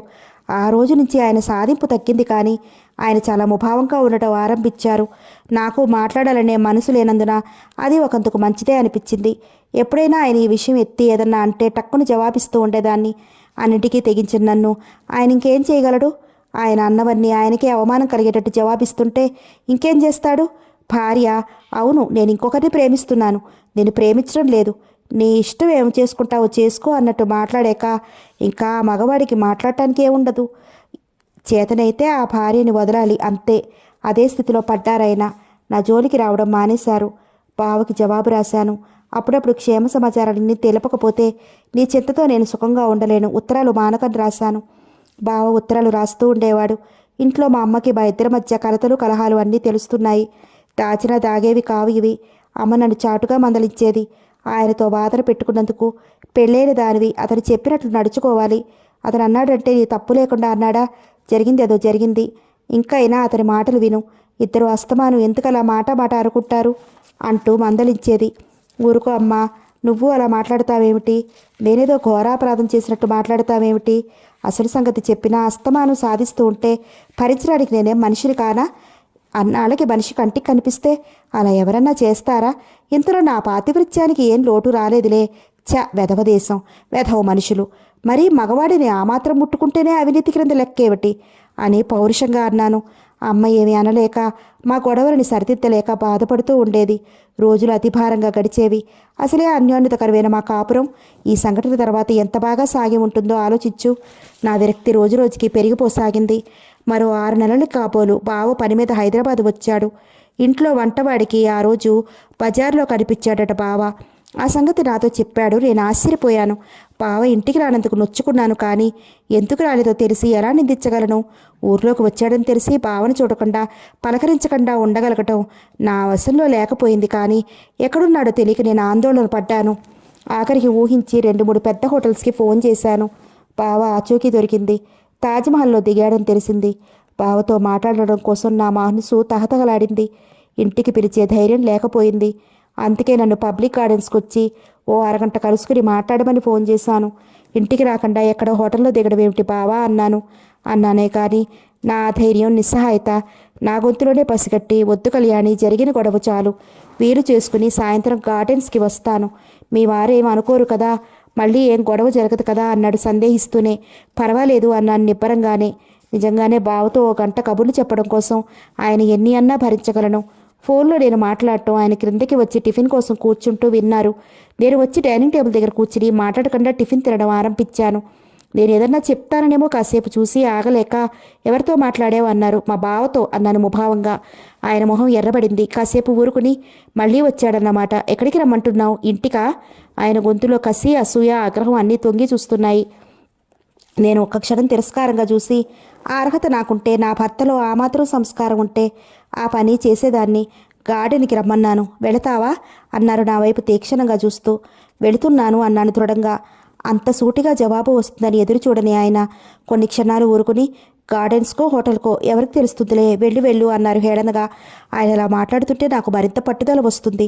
నేను ఎక్కడికి వెళ్తున్నానో ఏం చేస్తున్నానో కనిపెట్టడానికి డిటెక్టివ్ని పెట్టుకుంటే సరి, లేకపోతే స్వయంగా వెనకాల బయలుదేరితే మంచిదే అంటూ లేచి వెళ్ళిపోయాను.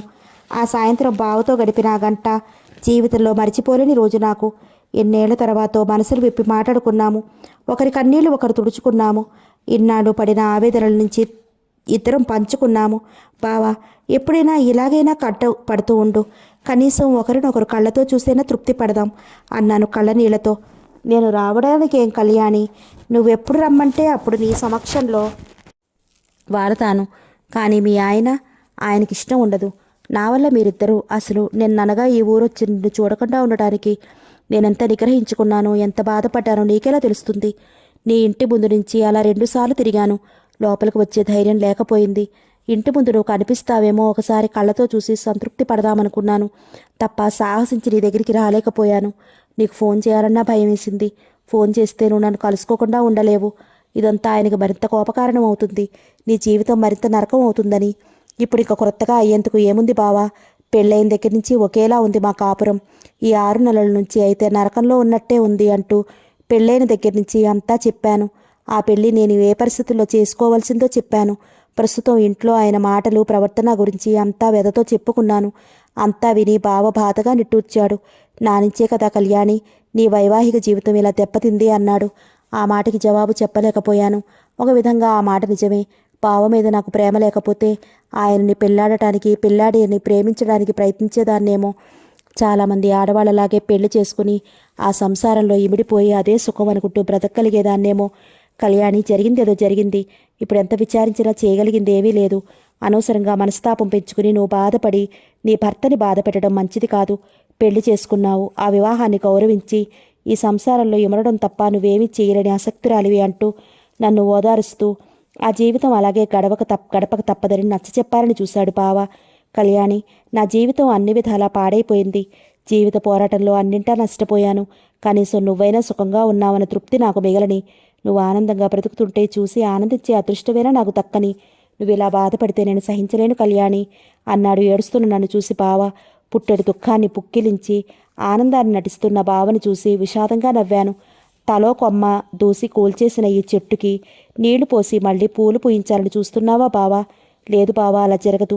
ఇక ఈ చెట్టు ఈ నేల మీద పెరగదు బావా. నువ్వు కాస్త ఆలస్యంగా వచ్చావు బావా, లాభం లేదు. కళ్యాణి, అవును బావా. ఆడదాని జీవితం ఆత్మవంచనతో గడిచిపోవడానికి సంఘం తీర్చిదిద్దిన అపురూపమైన ఏర్పాటు వివాహం. అంతే, అంతకన్నా ఇంకేమీ కాదు. చిన్నప్పటి నుంచి అల్లారుముద్దుగా పెంచిన తల్లిదండ్రులు ఆ అమ్మాయి ఇష్టాయిష్టాల ప్రమేయం లేకుండానే ఓ అయ్య చేతుల్లో పెట్టి కాళ్ళు కడిగి చేతులు కడుక్కుంటారు.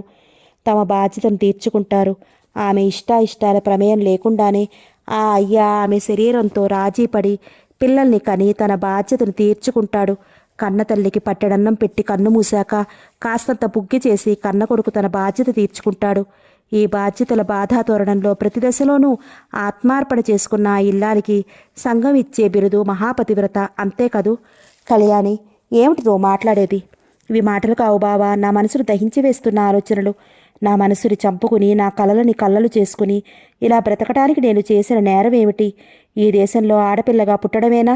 ఊహలు తెలిసిన వయసులో ఊహించుకున్న కలలను నిజం చేసుకోవాలని, మనసున్నవాడికి మనసిచ్చిన వాడికి ఇల్లాలు కావాలని అనుకున్నాను. అది నా తప్ప? తమ అంతస్తులు అభిజాత్యాలకు పణంగా పెట్టబోతున్న తల్లిదండ్రులను ఎదిరించాను. అది నేరమా? బలవంతంగా కట్టిన మాంగల్యం ఉరిత్రాడైనా ఆ వివాహాన్ని గౌరవించి తన సొంతం చేసుకున్న భర్తతో నోరెత్తకుండా కాపురం చేశాను. ఎన్నో ఏళ్లకు కనిపించిన ప్రియుడిని చూసి కరిగిపోయిన కలని తలుచుకుని క్షణకాలం వాపోయాను. అది దోషమా? అది మోసమా? ఏ సందర్భంలోనూ నా మనసును వంచుకోకుండా బ్రతకాలనుకున్నాను. నిజాయితీతో తల్లికి, తండ్రికి, ప్రియుడికి, సంఘానికి, భర్తకి నా మనసు విప్పి చెప్పాను. నిష్కపటంగా నా జీవితాన్ని తెరిచి ఉంచాను. అర్థం చేసుకొని తల్లిదండ్రులకు, అర్థం చేసుకో ప్రయత్నించని భర్తకి, అర్థమే తెలియని సంఘానికి పాచికయ్యాను. ఆయన నన్ను కొలట అన్నారు. నన్ను అసహించుకుంటున్నారు. నిన్ను కళ్ళారా చూసే అవకాశాన్ని కూడా దూరం చేస్తున్నారు. ఏ నేరానికి నేను ఈ శిక్ష అనుభవించాలి? ఏ న్యాయస్థానం నాకు ఈ శిక్ష వేసింది? కళ్యాణి, ఏమిటి ఉద్రేకం? ఈ ఆవేశానికి ఇప్పుడు అర్థమేమిటి? అవును బావా, నాలాంటి ఆడదాని ఆవేశానికి అర్థమేమిటి? నేనే కాదు బావా, ఇవాళ చాలామంది స్త్రీలు నా స్థితిలోనే ఉన్నారనుకుంటాను. నిజాయితీ ఎంత దెబ్బతీస్తుందో నాలాంటి అభాగ్యురాలి జీవితం చూసి పాఠం నేర్చుకొని అబద్ధంతో బ్రతుకుతూ పతివ్రతలుగా చచ్చిపోతున్నారు. చెప్పు బావా, ఇలా కన్నతల్లిగా ఇల్లాలిగా బాధ్యతలు నెరవేర్చుకుంటూ ఈ దేశంలో పుట్టిన పాపానికి నా తియ్యటి ఆలోచనలకు సమాధి కట్టి పతివ్రతగా నన్ను చచ్చిపోమ్మన్నావా? అందరితో పాటు నీ కోరిక, నీ దీవెన అదేనా? కళ్యాణి, నా కోరిక అది కాదని నీకు తెలుసు, కానీ అవునని ఎదిరించే హక్కు, అర్హత నాకు లేవు. కళ్యాణి, జీవితంలో నష్టపోయింది నువ్వు, తిరగబడే హక్కు నీకే ఉంది ఆర్ద్రంగా అన్నాడు బావ నా కళ్ళలో నీళ్ళకు చలించి. అవును, నాకే ఉంది. నువ్వు మళ్ళీ కనిపించాక ఆ హక్కుని సార్థకం చేసుకోవాలనుకున్నాను. నలుగురు నన్ను అసహించుకొని మనసులో నన్ను అర్థం చేసుకోగల ఒక్క ఆడదైనా అభినందిస్తుందని నాకు తెలుసు. తరతరాలుగా వస్తున్న ఈ పద్మవ్యూహంలో నేను ఇరుక్కున్నాను. ఈ చేదు నిజం నిరూపించే ఇల్లాలిగా బ్రతకలేను. పతివ్రతలు అనిపించుకోవాలనే కోరిక నాకు లేదు. నా జీవితాన్ని నేను క్రొత్త దారి పట్టించుకుంటాను బావా. అందుకే నీతో మాట్లాడాలని రమ్మన్నాను. బావ నిర్ఘాంతపోయి చూశాడు. అంటే ఏం చేస్తావు కళ్యాణి? అప్పుడు చెప్పాను బావకి నా మనసులో రగులుతున్న ఆలోచనని. మనసులు కలవని అభిప్రాయాలు అతకని భార్యాభర్తలు ఒకరినొకరు ద్వేషించుకుంటూ ఇంట్లో నరకం చూస్తూ ఇంకా కలిసే బ్రతకాలన్న ఆలోచనని ఆమోదించలేని చదువు సంస్కారం నాకుంది. నా బ్రతుకు నేను బ్రతకగలిగే సంపాదన ఉంది. ఆయనని ప్రేమించలేక బావని ప్రేమిస్తూ ఆయనతో కాపురం చేయడంలో అర్థం లేకపోవడమే కాక అది అన్యాయం. ఆయనకి ద్రోహం చేయడమే కాక నాకు నేను ద్రోహం చేసుకోవడం అవుతుంది. ఆత్మవంచనతో లోకం కోసం బ్రతకడం ఇల్లాలి ధర్మమని నేను నమ్మని నిజాన్ని ఎందుకు ఆదరించాలి? ఆయనను ప్రేమించలేని నేను ఆయన నుంచి స్వేచ్ఛ కోరి నాకు నచ్చిన మనిషితో జీవితం ప్రారంభించే హక్కు నాకు లేదా? బావ కొంచెం తెల్లబోయాడు. నిజంగానే అంటున్నావా కళ్యాణి? ఇంత దూరం ఆలోచిస్తున్నావా అన్నాడు. అవును బావా, రోజులు ఇక్కడ గడపడం రోజురోజుకి దుర్భరం అవుతోంది. పొత్తిగా మనసులేని ఈ కాపురం ముళ్ళ మీద ఉన్నట్లే ఉంది. ఇంకా ఇక్కడ ఉండలేను బావా పేలగా అన్నాను. బావ కాసేపు ఆలోచించి, మీ ఆయన ఒప్పుకుంటారనుకోను, అదీ కాక పిల్లలు. అవును, అదే నా భయం. ఆయన అంత సులువుగా ఎందుకు ఒప్పుకుంటాడు? ఆయన గౌరవం ప్రతిష్ట ఆలోచించైనా ఒప్పుకుంటాడనుకోను. ఒకవేళ ఒప్పుకుని పిల్లల్ని ఇయ్యకపోతే? ఈ విషయం అనుకున్నంత సులువుదిగా తేలేది కాదు కళ్యాణి. మనం ఎంత మారుతున్నామనుకున్నా, ఎంత పురోగమిస్తున్నా విదేశాలలో మాదిరిగా స్వేచ్ఛగా విడాకులు తీసుకునే వరకు ఇంకా రాలేదు. కొట్టుకుంటూ తిట్టుకుంటూ ఒకరినొకరు ద్వేషించుకుంటూనైనా కాపురాలు చేద్దామనుకుంటారు తప్ప విడిపోవడం విడాకులు అన్నవి నామోషిగా తలవంపుగానే తలిచే స్టేజ్లో ఉన్నామింకా. నీ ఆలోచన నెరవేరుతుందని తోచదు నాకు. అందులో నువ్వు నా కోసం విడాకులు ఇస్తున్నావని ఆయనకు అర్థమవుతుంది. అలాంటప్పుడు అసలు ఒప్పుకోడు. తను సుఖపడకపోయినా నువ్వు స్వేచ్ఛ పొంది సుఖపడటం అన్నది ఆయన సహించడు. అసలు నువ్వు కోర్టులో విడాకులు కోరడానికి బలమైన కారణం ఏం చూపించగలవు? రోగిష్ఠా, దుర్మార్గుడా, అసమర్థుడా? ఏదైనా గట్టి కారణం ఉండాలి కదా. బాగా ఆలోచించు. ఈ విషయంలో నేనేమి చెప్పగలను? నువ్వు స్వేచ్ఛ పొంది నా కళ్యాణివి అవుతానంటే నాకంతకంటే ఆనందం ఏముంటుంది? నీ పిల్లలు నా పిల్లలు కాకపోయినా నా పిల్లలుగానే చూసుకోగలను. నా మీద నీకు ఆ మాత్రం నమ్మకం ఉందనుకుంటాను. నేనేమిటో నా మనసు ఏమిటో నీకు తెలుసు. నేను సమయం చూసి నాకు విడాకులు కావాలన్న విషయాన్ని ఆయనకి తెలియజేయాలనుకున్నాను. బావతో మాట్లాడి ఇంటికి వచ్చేసరికి అనుకున్న దానికంటే చాలా ఆలస్యమే అయింది. ఆయన మేడ మీద ఉన్నారు. నన్ను చూస్తూనే, అయిందా బావతో మాట్లాడటం? కసిగా హేళనగా అన్నారు. అయ్యింది అన్నాను నేను ముభావంగా బట్టలు మార్చుకుంటూ. 3 గంటల సేపు రాత్రి ఇంతవరకు పార్కులోనే కూర్చుని మాట్లాడుకున్నారంటే నమ్మేటంత తెలివి తక్కువ వాడిని కాను. ఇదిగో కళ్యాణి, నీ వరస నాకేమీ నచ్చలేదు. నేను వద్దంటున్నా వెళ్ళావు. వెళ్ళిన దానివి ఇప్పటికొచ్చావు. అసలు నీకు గార్డెన్స్కే వెళ్ళావో నువ్వెక్కడికి వెళ్ళావో ఏం చేశావో నాకు నమ్మకం ఏమిటి? నీ ఉద్దేశంలో నువ్వేం చేసినా నేను ఊరుకుంటాననుకున్నావేమో. నేను నీకు మొగుడినే అన్నమాట మర్చిపోకు. నీ ఆటలు నా దగ్గర సాగవని గుర్తుంచుకో కోపంగా అన్నారు. మీకు నమ్మకం చూపటానికి నా మాట తప్ప వేరే ఏ సాక్ష్యం లేదు నా దగ్గర. నా మీద అంత నమ్మకం లేనప్పుడు, భార్య ప్రవర్తన వల్ల అంత అనుమానం ఉన్నప్పుడు ఇంకా ఆ భార్యతో కాపురం ఎందుకు చేయటం? విడిపోవటం మంచిది అన్నాను. నా మనసులో మాట బయటపడడానికి అంత త్వరగానే వీలు చిక్కినందుకు ఓ విధంగా సంతోషంగా అనిపించింది. ఆయన కాస్త షాక్ అయ్యారు. ఓహో, అంతవరకు వచ్చిందన్నమాట వ్యవహారం. వాణ్ణి చూసే కదా నీ ఆలోచనలు ఇలా పెడద్రోవన పట్టడం? పళ్ళ బిగువన అన్నాడు. అనవసరంగా బావనేం అనకండి. ఆలోచించడం నాకు వచ్చు. ఇందులో బావదేం లేదు. నేనన్న దాంట్లో తప్పే ఉంది.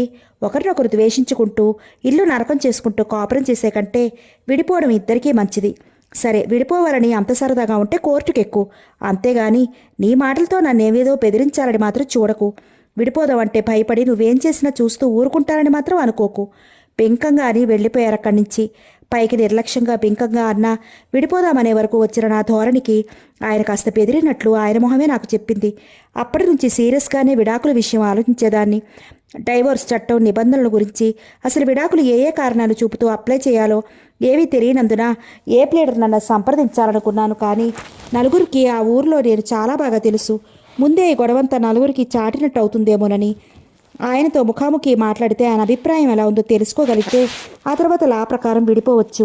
కానీ ఆయనతో ఎదురుగా ఈ విషయం మాట్లాడటం ఎలా? ఇలాంటి సున్నిత విషయాలు ముఖాముఖి చర్చించడం ఎలా? నేను అడిగినా ఆయన సవ్యంగా జవాబిస్తారా? ఏం చేయాలో తోచేది కాదు. ఇంచుమించు ఆయన నాతో పూర్తిగా మాట్లాడటం మానేశారు. నా ఆలోచనలు ఓ రూపు దాల్చకముందే ఓ ఘోరమైన సంఘటన జరిగింది. అప్పుడు మొదటిసారి పాకిస్తాన్ యుద్ధం జరుగుతోంది. బావ కూడా ఫ్రంట్కు వెళ్ళాడు. మన వాళ్ళు ఎంతో ధైర్య సాహసాలతో పోరాడారు. అంతిమ విజయం మనదే. అయితే మన తరఫున ఎంతోమంది సైనికులు ప్రాణాలు కోల్పోయారు. మరెన్ని వేల మందో క్షతగాత్రులయ్యారు. అందులో బావ ఒక్కడు.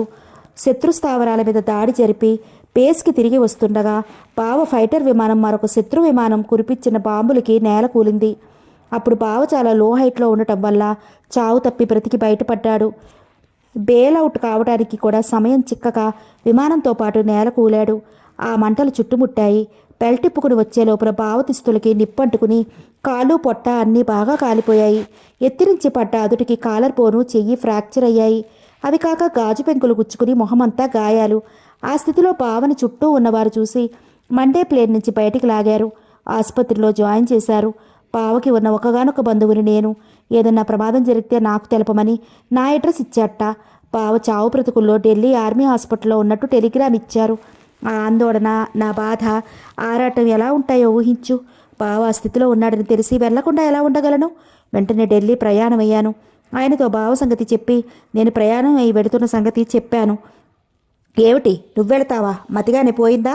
ఆడదానివి ఒక్కరితివి వెళ్తావా ఆసుపత్రికి? ఇంతకీ నువ్వు వెళ్ళి ఏం చేస్తావు? చిరాకుగా నుదురు చిట్లించి తీక్షణంగా అన్నారు. నాకు ఒళ్ళు మండింది. ఏం చేయడానికా వెళ్ళడం? ఆత్మీయులు ఆపదలో ఉంటే ఆపద తీసేయగలరనా వెళ్ళటం? కళ్ళారా చూడడానికి, తన వాళ్ళన్న వాళ్ళు ఉన్నారన్న తృప్తిని అందించడానికి, ధైర్యం చెప్పడానికి, శాంతినియడానికి. ఎందుకు వెళ్ళడం అన్న ప్రశ్న ఏమిటి? బావ ఏకాకి, నేను కాక మరెవరున్నారు? వెళ్ళేం చేస్తారు? చూస్తాను. వీలైతే కదల్చగలిగే స్థితిలో ఉంటే తీసుకొస్తాను. బావకి మేం తప్ప ఇంకెవరున్నారు? కోపం వస్తున్నా సౌమ్యంగానే అన్నాను. ఇక్కడికి తీసుకొస్తావా? మతుండే మాట్లాడుతున్నావా? ఇదిగో కళ్యాణి, పిచ్చి పిచ్చి ఆలోచనలు మాను. ఇక్కడికి తీసుకొచ్చి పెడితే ఎవరు చూస్తారు? అయినా నాకు ఇష్టం లేదు ఇక్కడికి తీసుకురావడం. అంతగా అయితే వెళ్ళి చూసి వెంటనే వచ్చేయి అన్నాడు మహా ఉదారంగా పర్మిషన్ ఇస్తూ. ఎవరు చూడటం ఏమిటి? మనిద్దరం డాక్టర్లం. ఇంట్లో అమ్మ ఉంది చూడటానికి. బావకి ఉన్నవాళ్ళం మేమే. ఆసుపత్రి నుంచి డిశ్చార్జ్ అయ్యాక కోలుకునే వరకు మా దగ్గర కాక ఇంకెక్కడ ఉంటాడు? చాలా సూటిగా అడిగాను. అదంతా నాకనవసరం. నా ఇంట్లో వాడిని తెచ్చిపెట్టడానికి వీల్లేదు ఖచ్చితంగా అన్నారు. నా కోపం కట్టలు తెంచుకుంది. బావని ఇంత శత్రువులా చూడటం సహించలేకపోయాను. చావు బ్రతుకుల్లో ఉన్న మనిషి మీద అంత కఠినంగా ఉండే ఆయన కఠినతని సహించలేకపోయాను. ఆయన వంక సూటిగా చూశాను. ఈ ఇల్లు నా ఇల్లు, అందుకని పెట్టదలుచుకున్నాను అన్నాను నిర్మోహమాటంగా. ఆయన నిర్ఘాంతపోయారు. తర్వాత కోపం మొహం నిండా పొంగింది. బుసకొట్టారు. నీ ఇల్లా? అంతవరకు వచ్చిందా వ్యవహారం? అంతకంటే మాట్లాడలేకపోయారు. ఇంతవరకు తెచ్చింది మీరు. బావ వచ్చిన దగ్గర నుంచి ప్రతి చిన్న విషయాన్ని రాద్ధాంతం చేస్తున్నది మీరు. నన్ను అనుమానిస్తూ, అడుగడుగున అవమానిస్తూ, లేనిపోని ఊహలతో మీరు బాధపడుతూ, నన్ను బాధ పెడుతూ ఇల్లు నరకం చేస్తున్నది మీరు. నా అనేవాళ్ళు లేని నా బంధువుని, చావు బ్రతుకుల్లో ఉన్న మా బావని తెచ్చి ఇంట్లో ఉంచుకునే అధికారం ఆ మాత్రం నాకు లేదా? ఈ ఇల్లు, ఈ ఆస్తి నాది. అంతేకాక ఇందులో సగం సంపాదన నాదే. ఆ మాత్రం నా చుట్టాన్ని ఇంట్లో పెట్టుకునే హక్కు నాకు లేదా అంటూ విసురుగా వెళ్ళిపోయాను. ఢిల్లీ వెళ్ళి బావో స్థితి చూస్తే కన్నీరాగలేదు. క్రింద భాగం అంతా కాలిపోయింది. మొహం అంతా గాయాలు. చెయ్యికి, కాలర్ బోన్కి ఫ్రాక్చర్లు. ఒళ్ళు తెలియని స్థితిలో, ఒంటి నిండా కట్లతో ఆ స్థితిలో చూస్తే బావ అసలు బ్రతుకుతాడా అనిపించింది. బ్రతికినా మళ్ళీ ఎన్నాళ్ళకి మనుషుల్లో పడతాడు అనుకున్నాను. రక్తం పోయిందట. 3వ రోజుకి కానీ అసలు తెలివే రాలేదు. డాక్టర్నైనా నాకు భావస్థితి గురించి ఎవరు చెప్పనక్కర్లేకుండా తెలుసుకున్నాను. మరో 1 వారం రోజులు గడిస్తే గానీ గండం గడిచింది లేనిది ఎవరు నిర్ణయించలేరనుకున్నాను. అక్కడి పెద్ద సర్జన్ అదే అన్నాడు. అప్పుడు కాదు కదా, మరో 4-5 వారాల లోపల భావన అక్కడి నుంచి కదల్చడం అసంభవం. ఆయన ఆసుపత్రిలో, అందులో మిలిటరీ ఆసుపత్రి కంటే మనం ఏం జాగ్రత్త చూడగలం? అన్ని విధాల అటెన్షన్ ఉండాలి. అలాంటి చోటైతేనే ట్రీట్మెంట్, అటెన్షన్ అన్నీ పకడ్బందీగా ఉంటాయి. అక్కడి డాక్టర్లు 6 వారాల పాటు ఆసుపత్రిలో ఉండి తీరాలి. తర్వాత పరిస్థితి బాగుంటే అప్పుడు మీరింటికి తీసుకెళ్ళి మీ ట్రీట్మెంట్లో ఉంచుకోవచ్చు అన్నారు. 2 రోజులుండి బావకి ధైర్యం చెప్పి అక్కడ డాక్టర్లని, నర్సులని అతని స్థితి ఎలా ఉందో ఎప్పటికప్పుడు తెలియజేయమని అర్థించి, అవసరమైతే ఫోన్ చేయమని నంబర్ ఇచ్చి అందరికీ మరీ చెప్పి అప్పగించి తిరిగి వచ్చాను. బావ సగం టైం మార్ఫియా మత్తులో ఉండేవాడు.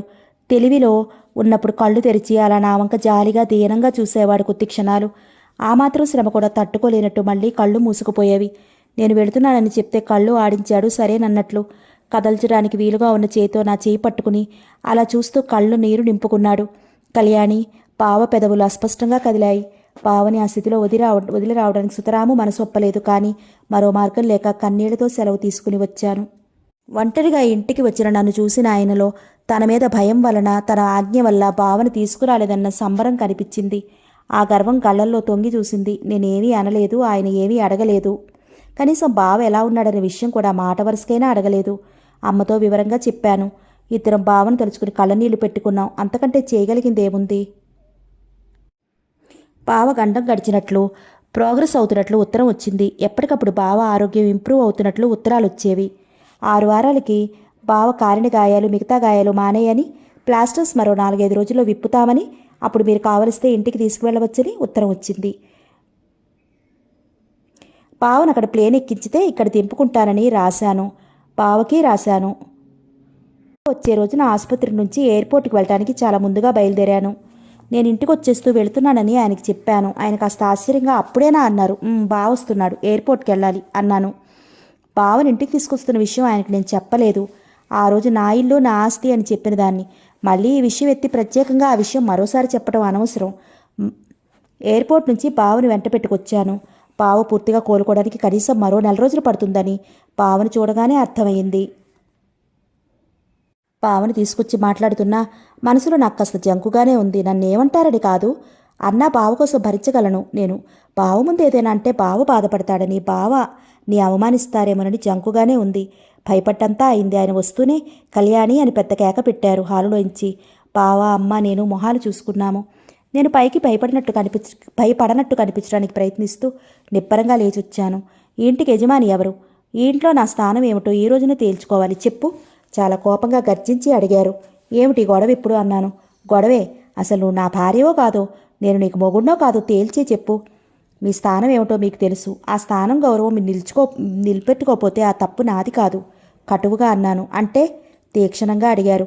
అంటే అవసరమైన దానికి కాని దానికి ప్రతి చిన్న విషయానికి రాద్ధాంతం చేస్తూ మనిషి మీద అవతలి వాళ్ళకి గౌరవం లేనట్టు చేసుకున్నది మీరే. ఏ మగాడు పెళ్ళాం ప్రేమ వ్యవహారాన్ని సహించడు. పెళ్ళాం తన ప్రియుడిని ఇంట్లో తెచ్చిపెడితే ఏ మొగుడు ఊరుకోడు. ఆపండి, గట్టిగా అరిచాను. అంత హీనంగా నీచంగా మాట్లాడుతుంటే సహించలేకపోయాను. ఉన్నమాట అంటే ఒలికెందుకు? సరే, ఇది నీ ఇల్లు అంటున్నావు కనుక నేను ఈ ఇంట్లో ఉండాలో అక్కర్లేదో తేల్చుకోవడం మంచిది ఇద్దరికి. నేను నువ్వు కలిసి ఉండాలంటే నా ఇష్టానికి వ్యతిరేకంగా జరగడానికి వీల్లేదు ఇంట్లో. ఆలోచించి చెప్పు. నీకు మొగుడు కావాలో బావ కావాలో చెప్పు. నేను తిరస్కారంగా చూశాను. తేల్చుకోవాల్సింది మీరు. ఇదివరకే చెప్పాను నేను. నా మీద అంత నమ్మకం లేనప్పుడు విడిపోవడం మంచిదని నిష్కర్షగానే చెప్పేశాను. ఆయన మొహం కోపంతో జేవురించింది. విడిపోవడానికి ఉండడానికి అన్నింటికీ నీ ఇష్టమే అనుకుంటున్నావు కాబోలు. మహా సులువుగా విడిపోదామంటున్నావు. చూస్తాను నువ్వెలా నన్ను కాదని ఏం చేస్తావో నేను చూస్తాను. నీ ఆట కట్టించడం ఎలాగో నాకు తెలుసు అని బావని తిట్టడం ఆరంభించారు. అంతవరకు నిలదొక్కున్న బావ ఇంకా ఆగలేకపోయాడు. ముఖ్యంగా నన్ను అలాంటి మాట్లాడటం సహించలేకపోయాడు. రంగారావు గారు, నన్ను క్షమించండి. ఈ గొడవంతా నా వల్లే జరిగింది. నేను వెళుతున్నాను. కళ్యాణిని క్షమించండి అంటూ ఆయన చేతులు పట్టుకున్నాడు అత్తిప్పగా. కోపంతో ఒళ్ళు తెలియకుండా ఉన్న ఆయన బావ చేతులు పట్టుకోగానే you scoundrel, dirty rogue, you are the root cause for the trouble. Get out, I say get out అంటూ విసురుగా ఒక్క తోపు తోశాడు. అసలే నీరసంగా ఉండి ఇంకా పూర్తిగా కోలుకొని బావ, జరిగిన గొడవలకి మానసికంగా చలించిన బావ, అదాటుగా ఉన్న బావ ఆయన బలంగా తోసిన ఆ తోపుకి దూరంగా వెళ్ళిపడ్డాడు. ఆ పడడంలో ఫ్రాక్చర్ అయిన ఆ చేతి మీద వాలి పట్టడంతో కెవ్వుమని కేక వేశాడు. బావ చెయ్యి మళ్ళీ విరిగింది. ఎక్స్రే తీయించి ప్లాస్టర్ వేయించాను.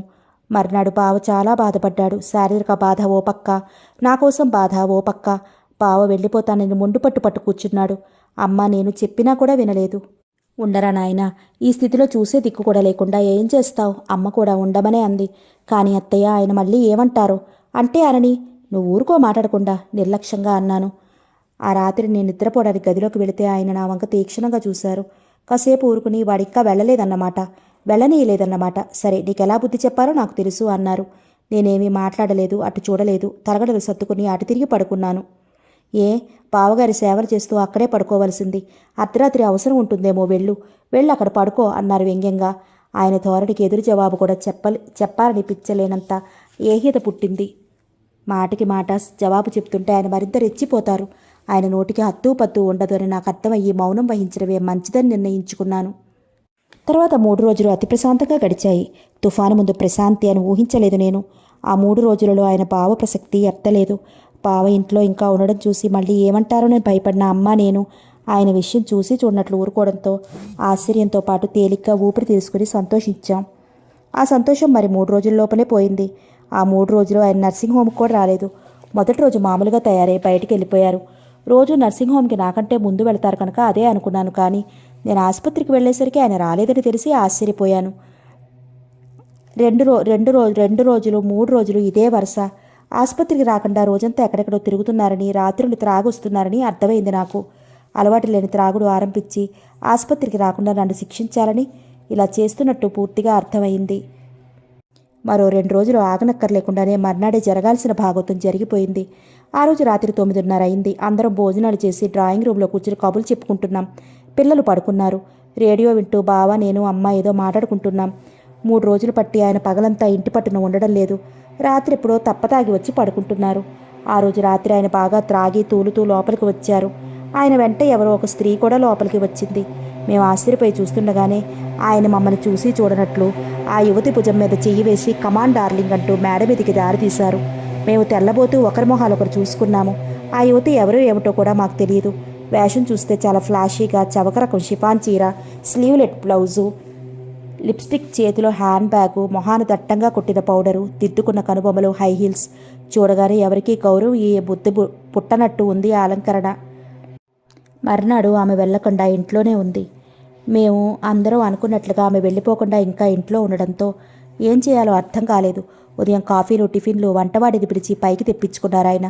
మేడ మీద నుంచి ఇద్దరి మాటలు గట్టిగానే వినిపిస్తున్నాయి క్రిందకి. మేడ మీద నుంచి నవ్వులు, మాటలు, గ్లాసులు, చప్పుళ్ళు అన్నీ వింటూనే అమ్మ, బావ క్రింది హాల్లో కూర్చున్నారు. అమ్మ చాలా ఆవేశంగా, ఆ మనిషికి నీ చీర కూడా కట్టిపెట్టాడే, ఇంకా చూస్తూ ఊరుకుంటావా? నువ్వు అడుగుతావా? నువ్వు వెళ్ళి ముందు నన్నెళ్ళి ముందు దాని ఇంట్లోంచి గెంటమంటావా అంటూ కోపంగా మాట్లాడింది. నేను మేడ ఎక్కిపోతుంటే వాళ్ళిద్దరూ కిందకి రావడానికి దిగొస్తున్నారు. నా చీర కట్టుకుని నా ఎదుటికే వస్తున్న ఆమెని నన్ను చూసి కావాలని మరీ ఆమె భుజం మీద చేయి వేసి దగ్గరికి లాక్కుంటూ తూలుతూ నవ్వుతూ వస్తున్న ఆయన చూస్తూ బొమ్మలా నిలబడ్డాను. ఆగండి, గర్జించాను. ఎవరివిడా? ఎవరినో తీసుకొచ్చి నా చీర కట్టపెట్టి నా మంచం మీద పడుకోబెట్టి నా ఇంట్లో భోజనం పెట్టించడానికి మీకెవరిచ్చారు అధికారం?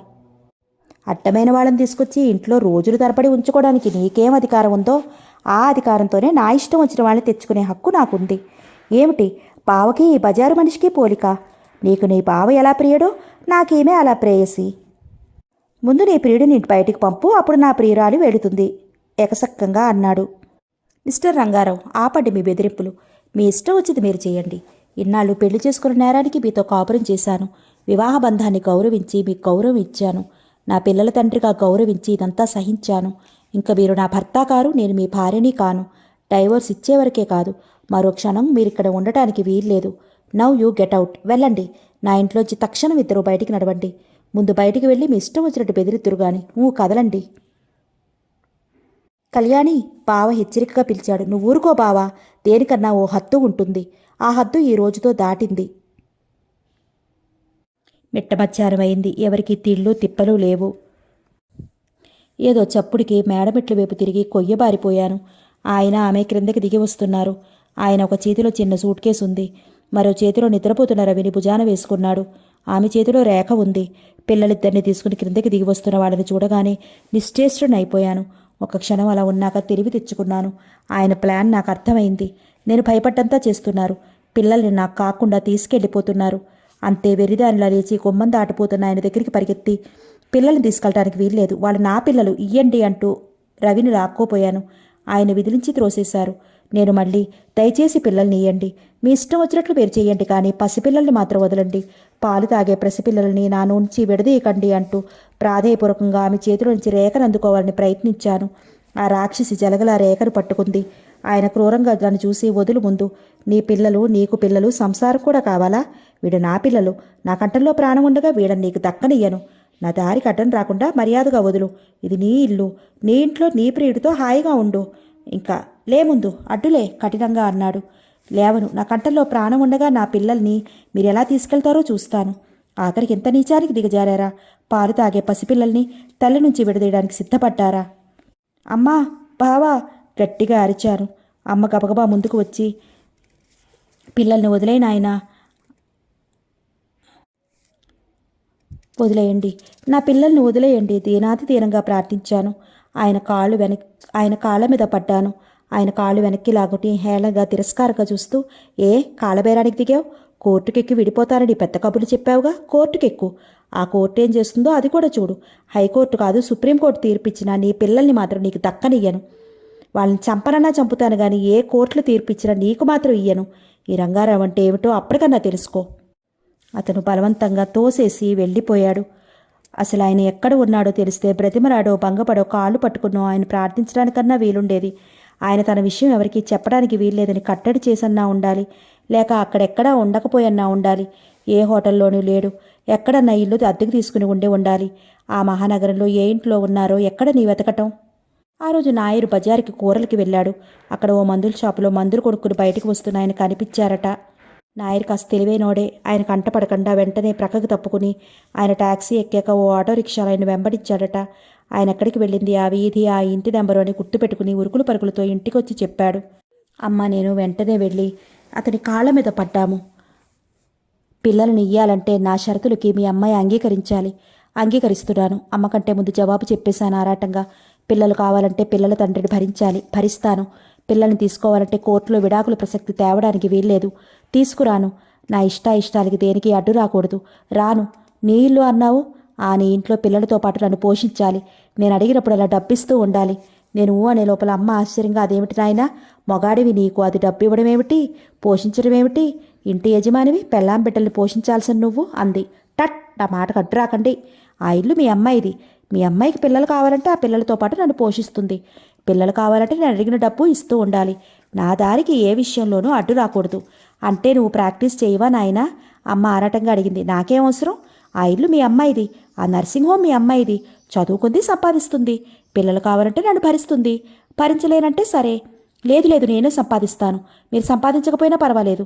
ఆరాటకంగా ఒప్పేసుకున్నాను. నువ్వు నేను లోకానికి మాత్రమే భార్యాభర్తలం. ఇంక నీకు నాకు ఏ సంబంధం ఉండదు. ఆ మాటకి ఎంతో రిలీఫ్గా ఫీల్ అయ్యాను. నా భయం వల్ల ఆయనతో మళ్ళీ కాపురం ఎలా సాగించటం, ఆయనంత దిగజారి నా కళ్ళ ముందే బజారు మునిషితో ఉన్న ఆయన్ని మళ్ళీ ఎలా భర్తగా అంగీకరించి కాపురం చేయడమనే భయపడ్డాను. ఆ మాట ఆయనతో ఎలా చెప్పడం, చెబితే మళ్ళీ కోపకిస్తే ఏం చేయడమని బెంగపడిన నాకు ఆ మాటలతో తల మీద నుంచి పెద్ద బరువు తిరిగినట్టయింది. నేను ఆ ఇంటికి రావాలంటే మీ బావ ఇంట్లో ఉండకూడదు అయ్యింది. ఆఖరికి నేను భయపడుతూ ఆరాటంగా ఎదురు చూసిన ఆ షరతు కూడా పెట్టేశాడు. రంగారావు, నువ్వు పెట్టిన షరతులన్నిటికీ అది అంగీకరించింది. ఒక్క 10 రోజులుంటే ఆనంద్ వెళ్ళిపోతాడు. దాని మనసు బాధ పెట్టకు. ఆనంద్కి దానికి నీవనుకునేదేమీ లేదు. అమ్మ సంజాయిషి ఇస్తూ అంది. అదంతా నాకు అనవసరం. వాడి మొహం నాకు కనపడటానికి వీల్లేదు మొండిగా అన్నాడు. అలా అని కాగితం మీద రాసి సంతకం చేసి ఇమ్మన్నాడు. సంతకం చేసి ఇచ్చాను. ఆ క్షణం నుంచి నా జీవితం మరింత నరకంలో పడింది. పిల్లల కోసమైన షరతులన్నీ ఒప్పుకున్నా ఆ షరతులు యమపాసాల నన్ను బంధిస్తాయని ముందు ఊహించలేదు. అప్పటి ఆరాటంలో ఆయన చెప్పినవన్నీ ఒప్పుకుని నన్ను ఎంత దుర్భర నరకంలో పడేసుకుంటున్నానో ఆలోచించలేకపోయాను. తర్వాత ఆ రోజు నుంచి ఈ రోజు వరకు ఆయన నా మీద ఎంత కక్ష సాధించారో, నన్ను ఎన్ని విధాలా హింసించి కాల్చుకు తిన్నారో ఎంతకని చెప్పగలను. ఆనాటి షరతులు ఆయనకి వరాలు, నా పాలిట శాపాలు. బావ వెళ్ళిపోతుంటే, బావా నా కోరిక ఒకటి ఉంది, నెరవేరుస్తావా నువ్వు? తప్పకుండా కళ్యాణి, నీ సంతోషం కోసం ఏదన్నా చేస్తాను. మాట తప్పకూడదు బావా, ముందు మాట ఇయ్యి. బావ కాస్త అనుమానంగా చూశాడు. నువ్వు చేయగలిగిందే బావా. ఎన్నాళ్ళు ఇలా ఒంటరి జీవితం వెళ్ళపుచ్చుతావు? ఎన్నాళ్ళు ఏకాకిగా ఏ ఆనందాలకి నోచుకోకుండా శూన్య జీవితంలో బ్రతుకుతావు? ఇప్పటికైనా నీ ఒంటరి జీవితానికి స్వస్తి చెప్పి తోడు నీడగా బ్రతికే మనిషిని తెచ్చుకో. నువ్వైనా సుఖంగా బ్రతకాలని నా కోరిక బావా అన్నాను పట్టుకున్న గొంతుతో. బావా అదోలా నవ్వాడు. కానీ పెళ్లి మాత్రం చేసుకోకుండా అలా మిగిలిపోయాడు. ఈ గొడవలతో అమ్మకి పెరాలసిస్ స్ట్రోక్ వచ్చింది. సుజాత, ఇది నా కథ. ఇప్పటివరకు జరిగిన ఈ కథకి ముగింపు మాత్రం ఏమిటో తెలియడం లేదు. ఏకధాటిగా 2 గంటల సేపు చెప్పిన కళ్యాణి శుష్కహాసం చేస్తూ అంది. కళ్యాణి చరిత్రలో లీనమయ్యి పరిసరాలను మరిచిన సుజాత ఒక్కసారిగా తెలివి తెచ్చుకుని భారంగా నిట్టూర్చింది. అబ్బా, మీ కథ ఎంత ట్రాజడీ! నిజంగా ఇంత తక్కువ జీవితంలో మీరెంత వ్యధ అనుభవించారు. మిమ్మల్ని చూస్తే ఎవరైనా అందం ఉంది, ఆస్తి ఉంది, సంపాదిస్తుంది అంటూ మిమ్మల్ని మీ ఇల్లు వాకిలి చూసి అసూయపడతారు. కానీ ఎవరు మీ జీవితం ఇంత వ్యధాపూరితమని అనుకోలేరు. సుజాత, ఎవరెలా అనుకున్నా నాకు పర్వాలేదు. నాలాంటి నిర్భాగ్యురాలు ఇంకెవరైనా ఉంటారో లేదో నాకు తెలియదు. నిజంగా వైవాహిక జీవితం నరకం అయితే ఇంక బ్రతుక్కి అర్థం ఏమిటి? ఏ కారణం చేత కానీ కట్టుకున్న భర్తని ప్రేమించటం, భర్తతో కాపురం చేయాల్సి రావడం నరకం కంటే నరకం ఏమిటి? ఆంటీ, నన్ను క్షమించండి. నేను మిమ్మల్ని గురించి హీనంగా తలచిన సందర్భం ఉంది. మిమ్మల్ని మీ ఆవేదనను అర్థం చేసుకోలేక ఏదేదో అనుకున్నాను. అవును కానీ ఆ తర్వాత మీ బావగారి రాకపోకలకి రంగారావు గారు అభ్యంతరం చెప్పలేదా? అడ్డుకోలేదా? ఆయనకి ఇంకా నన్ను అడ్డుకునే అభ్యంతరం చెప్పే శక్తి ఏమైనా మిగిలిందనా నీ ఉద్దేశం? ఆయన్ని చూస్తున్నావుగా. అంతలా అలవాట్లకి బానిస అయిన ఆయనలో ఆత్మవిశ్వాసం, ఆత్మస్థైర్యం ఇంకా ఏముంది? శారీరకంగానే కాక మానసికంగా ఆయనలో ఇంకే శక్తి మిగలలేదు. అన్ని విధాలా బలహీనులైపోయారు. నన్ను కాదంటే డబ్బు రాదని, డబ్బు లేకపోతే సంపాదించుకోగల సామర్థ్యం ఏమీ మిగలలేదని ఆయన నన్ను ఏ విధంగా కాదనగలరు? సుజాత, నా ఈ చీకటి జీవితంలో 4 మూలల నుంచి చుట్టుముట్టిన ఈ అంధకారంలో చిన్న వెలుగురేఖ బావ. ఈ చీకటిలో ఆ చిన్న వెలుగే నాకు బ్రతకగలిగితే ఆసరానిస్తుంది. బావకి ఏమన్నా అయితే మిగిలిన ఈ చిన్న వెలుగు ఆరిపోతే ఇంకా ఈ చీకటిలో తడుములాడుతుంటూ బతికే ఓపిక నాకు లేదు. సుజాత, ఈ యుద్ధాలన్నీ నా మనశ్శాంతిని హరించడానికే వస్తున్నాయి. అనుక్షణం ప్రాణాలు ఉక్కపెట్టుకుని ఏ కబురు వినాల్సి వస్తుందోనని. కళ్యాణి మాట పూర్తిగానే లేదు. టెలిగ్రామ్ అని పిలుపు వినిపించింది. కళ్యాణి మొహం క్షణంలో నల్లబడిపోయింది. సుజాత ముందుకు వెళ్ళి టెలిగ్రామ్ సంతకం చేసి తీసుకుని కళ్యాణికి ఇయ్యబోయింది. నేను చదవలేను, చదువు వణుకుతున్న పెదాలతో అస్పష్టంగా అతి కళ్యాణి. సుజాత కాస్త కంపిస్తూ టెలిగ్రామ్ చింపింది. చదువుతున్న ఆమె ముఖంలో భావం పసిగట్టి కళ్యాణి భయంతో సుజాత అని మాత్రం అంది. ఏం లేదు, మరేం భయం లేదు, ఏం అవలేదు, మీరు కంగారు పడకండి. ఆమె ముఖంలో భావానికి భయపడుతూ నెమ్మదిగా ధైర్యం చెప్పబోయింది. నిజం చెప్పు, ఏం జరిగింది? బావకి ఏమైంది? ఏం జరగకపోతే టెలిగ్రామ్ ఎందుకు వచ్చింది? అక్కడి నుంచేనా వాళ్ళేనా ఇచ్చారు? భయ విహ్వలయ్యి అదురుతున్న పెదవులతో అంది కళ్యాణి. భయపడటానికి ఏమీ లేదు, మిస్సింగ్ అని మాత్రం ఇచ్చారు. ఎక్కడో క్షేమంగా ఉంటారు. మీరేమీ దిగులు పడకండి. ఆ మాత్రం కూడా ఆశించని కళ్యాణి ఆ మాట కాస్త ప్రాణం పోసుకుంది. ఆరాటంగా సుజాత చేతుల నుంచి టెలిగ్రామ్ లాక్కుని చదివింది. నిన్నటి నుంచి ఆనంద్ మిస్సింగ్ అన్నది చదువుతుంటే ఇంతవరకు భయంతో కరడు కట్టుకుపోయిన ఆమె మనసు తిరిగి స్పందించడం ఆరంభించింది. ఆమె కళ్ళు నీళ్లతో నిండాయి. కానీ బావ కళ్ళు పోగొట్టుకుని తుప్పల్లో పడి దొరికితే తీసుకువచ్చి ఇంట్లో పెట్టుకుంది కళ్యాణి. ఆసుపత్రికి వెళ్ళడం పూర్తిగా మానేసింది. ఆసుపత్రి పని అంతా రామకృష్ణ మీదే పెట్టేసింది. ఇంటి పని అంతా ఎలాగూ సుజాతదే. ఆనంద్కి మొహం కడిగించడం, కాఫీ తాగించడం, పనివాళ్ళ సహాయంతో స్నానం చేయించడం, బట్టలు మార్చడం, భోజనం తినిపించడం, నిద్రపుచ్చడం, మిగతా సమయంలో ఒకరి కోసం ఒకరిని కావలించుకుని ఒకరు ఏడవటమే దినచర్యగా మారింది. ఒక క్షణం కరుమరుగైతే ఆనంద్కి ఏదైనా అవసరం అన్నట్టు భోజనం కూడా ఆ గదిలోకే తెచ్చేసుకునేది కళ్యాణి. ఆమె ధోరణికి ఆమెను మళ్ళీ మామూలు మనుషుల్లో ఎలా పడేయాలో ఇంట్లో సుజాతకి రామకృష్ణకి అర్థం కాలేదు. కళ్యాణి, ఏమిటి పిచ్చి? ఎన్నాళ్ళు ఇలా నా దగ్గర కూర్చుంటావు పనులు మానుకుని? నాకేం కావాలన్నా సుజాతను అడుగుతాను. నువ్వు ఆసుపత్రికి వెళ్ళకపోతే ఎలా కళ్యాణి? ఆనంద్ మందలించాడు. కానీ కళ్యాణి వినలేదు. 2 నెలలు గడిచాయి. ఉదయం ఆనంద్కి స్నానం చేయించి బట్టలు తొడికి కుర్చీలో కూర్చోపెట్టి తను స్నానానికి వెళ్ళింది కళ్యాణి, అప్పుడే స్నానం అయిందా అన్నాడు ఆనంద్ అడుగులు చప్పుడు విని. నేను నీ కళ్యాణిని కాదు, కళ్యాణి మొగుణ్ణి, రంగారావు అదోలో నవ్వుతూ అన్నాడు. ఆనంద్ ఆశ్చర్యచకితుడయ్యాడు. రంగారావు తన గదిలోకి రావడం, మాట్లాడటం ఏమన్నాలో కూడా తోచలేదు. ఆ గొంతు, ఆ నవ్వులో ఏదో అనుమానం తొంగి చూసింది.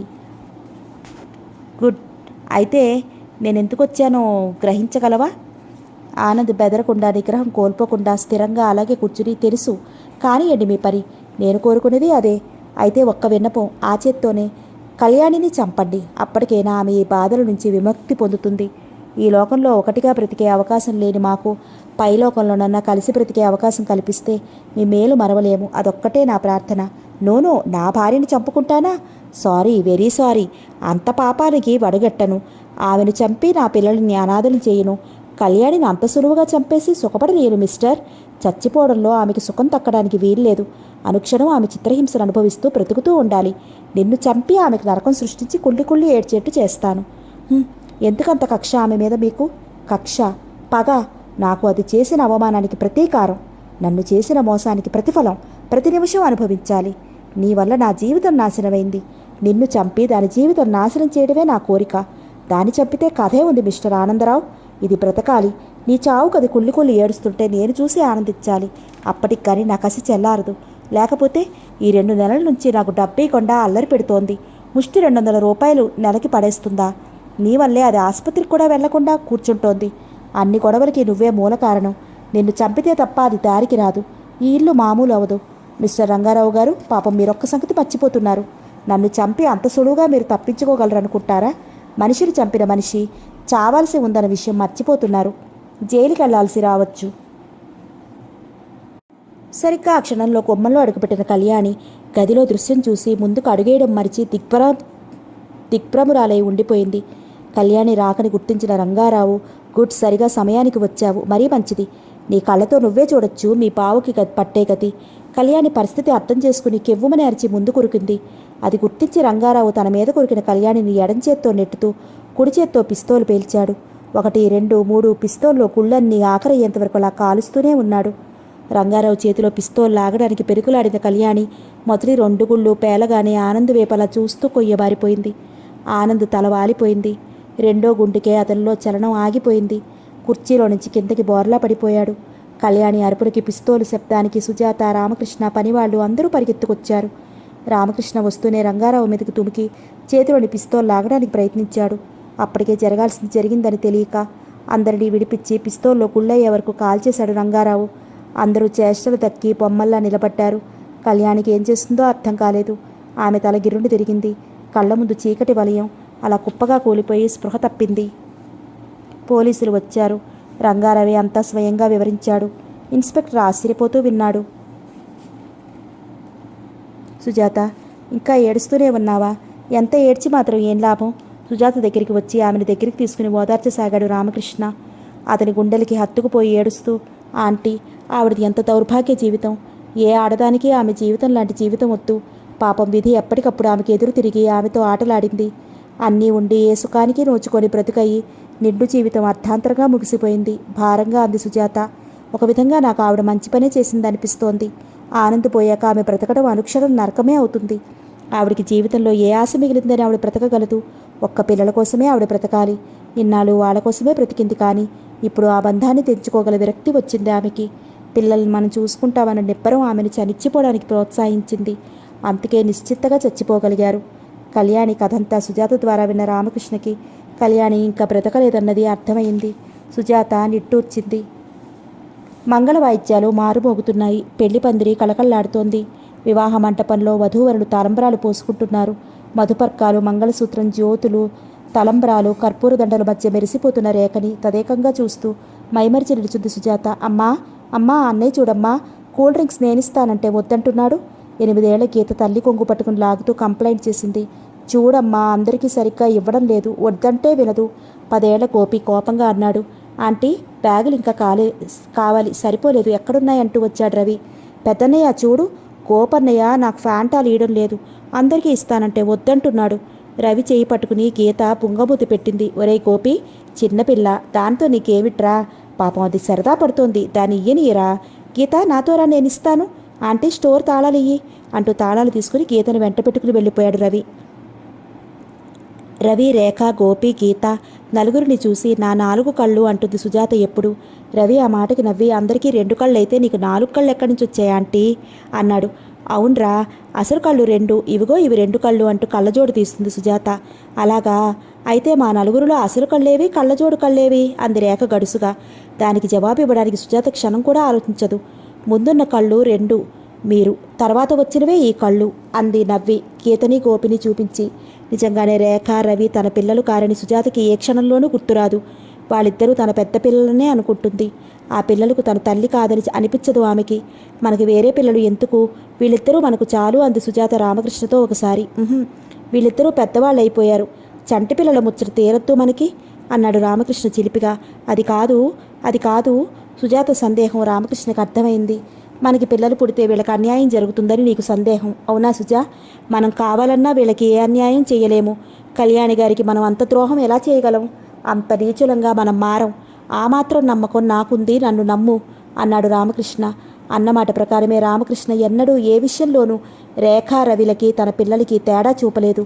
అలాగే రేఖా రవి కూడా గోపీ గీతలను తన తమ్ముడు చెల్లిగానే భావించారు ఈనాటి వరకు.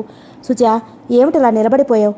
అందరూ వెడుతున్నారు, నీకోసం చూస్తున్నారు అన్న రామకృష్ణను చూస్తూ చిలిపిగా నవ్వింది సుజాత. 38 ఏళ్లకే కన్యాదాత వేషంలో వచ్చిరాని పట్టుపంచ కట్టి ఉత్తరయంలో ఉన్న అతను చూస్తుంటే గమ్మత్తుగా ఉంది సుజాతకి. ఏం లేదు, రేఖని చూడండి ఎంత అందంగా ఉందో, అచ్చు ఆంటీలా లేదు. ఆ రోజు ఆవిడ పెళ్లిలో ఇలాగే ఉండి ఉంటారనిపిస్తోంది అంది సుజాత రేఖని చూస్తూ. అవును గాని ఈనాడు రేఖలో వెల్లివిరుస్తున్న ఆనందోత్సాహాలలో ఆమెలో ఉండి ఉండవు. కళకళలాడవలసిన ఆ మొహం కళావిహీనంగా కన్నీళ్లతో నిండి ఉంటుంది. గతం తలుచుకుంటూ అన్నాడు రామకృష్ణ. ఈరోజు ఆంటీ ఉండి ఉంటే ఎంత సంతోషించేవారో. నా బాధ్యతలు తీర్చుకున్నాను. మరో 2 ఏళ్లలో రవి డాక్టర్ అయితే ఆవిడ కోరికలన్నీ నెరవేరినట్లే అంది సంతృప్తిగా సరోజ. పద తర్వాత తీరిగ్గా ఆలోచిస్తూ గాని ముందు అందరినీ పంపుదాం అన్నాడు రామకృష్ణ నవ్వి. సమాప్తం.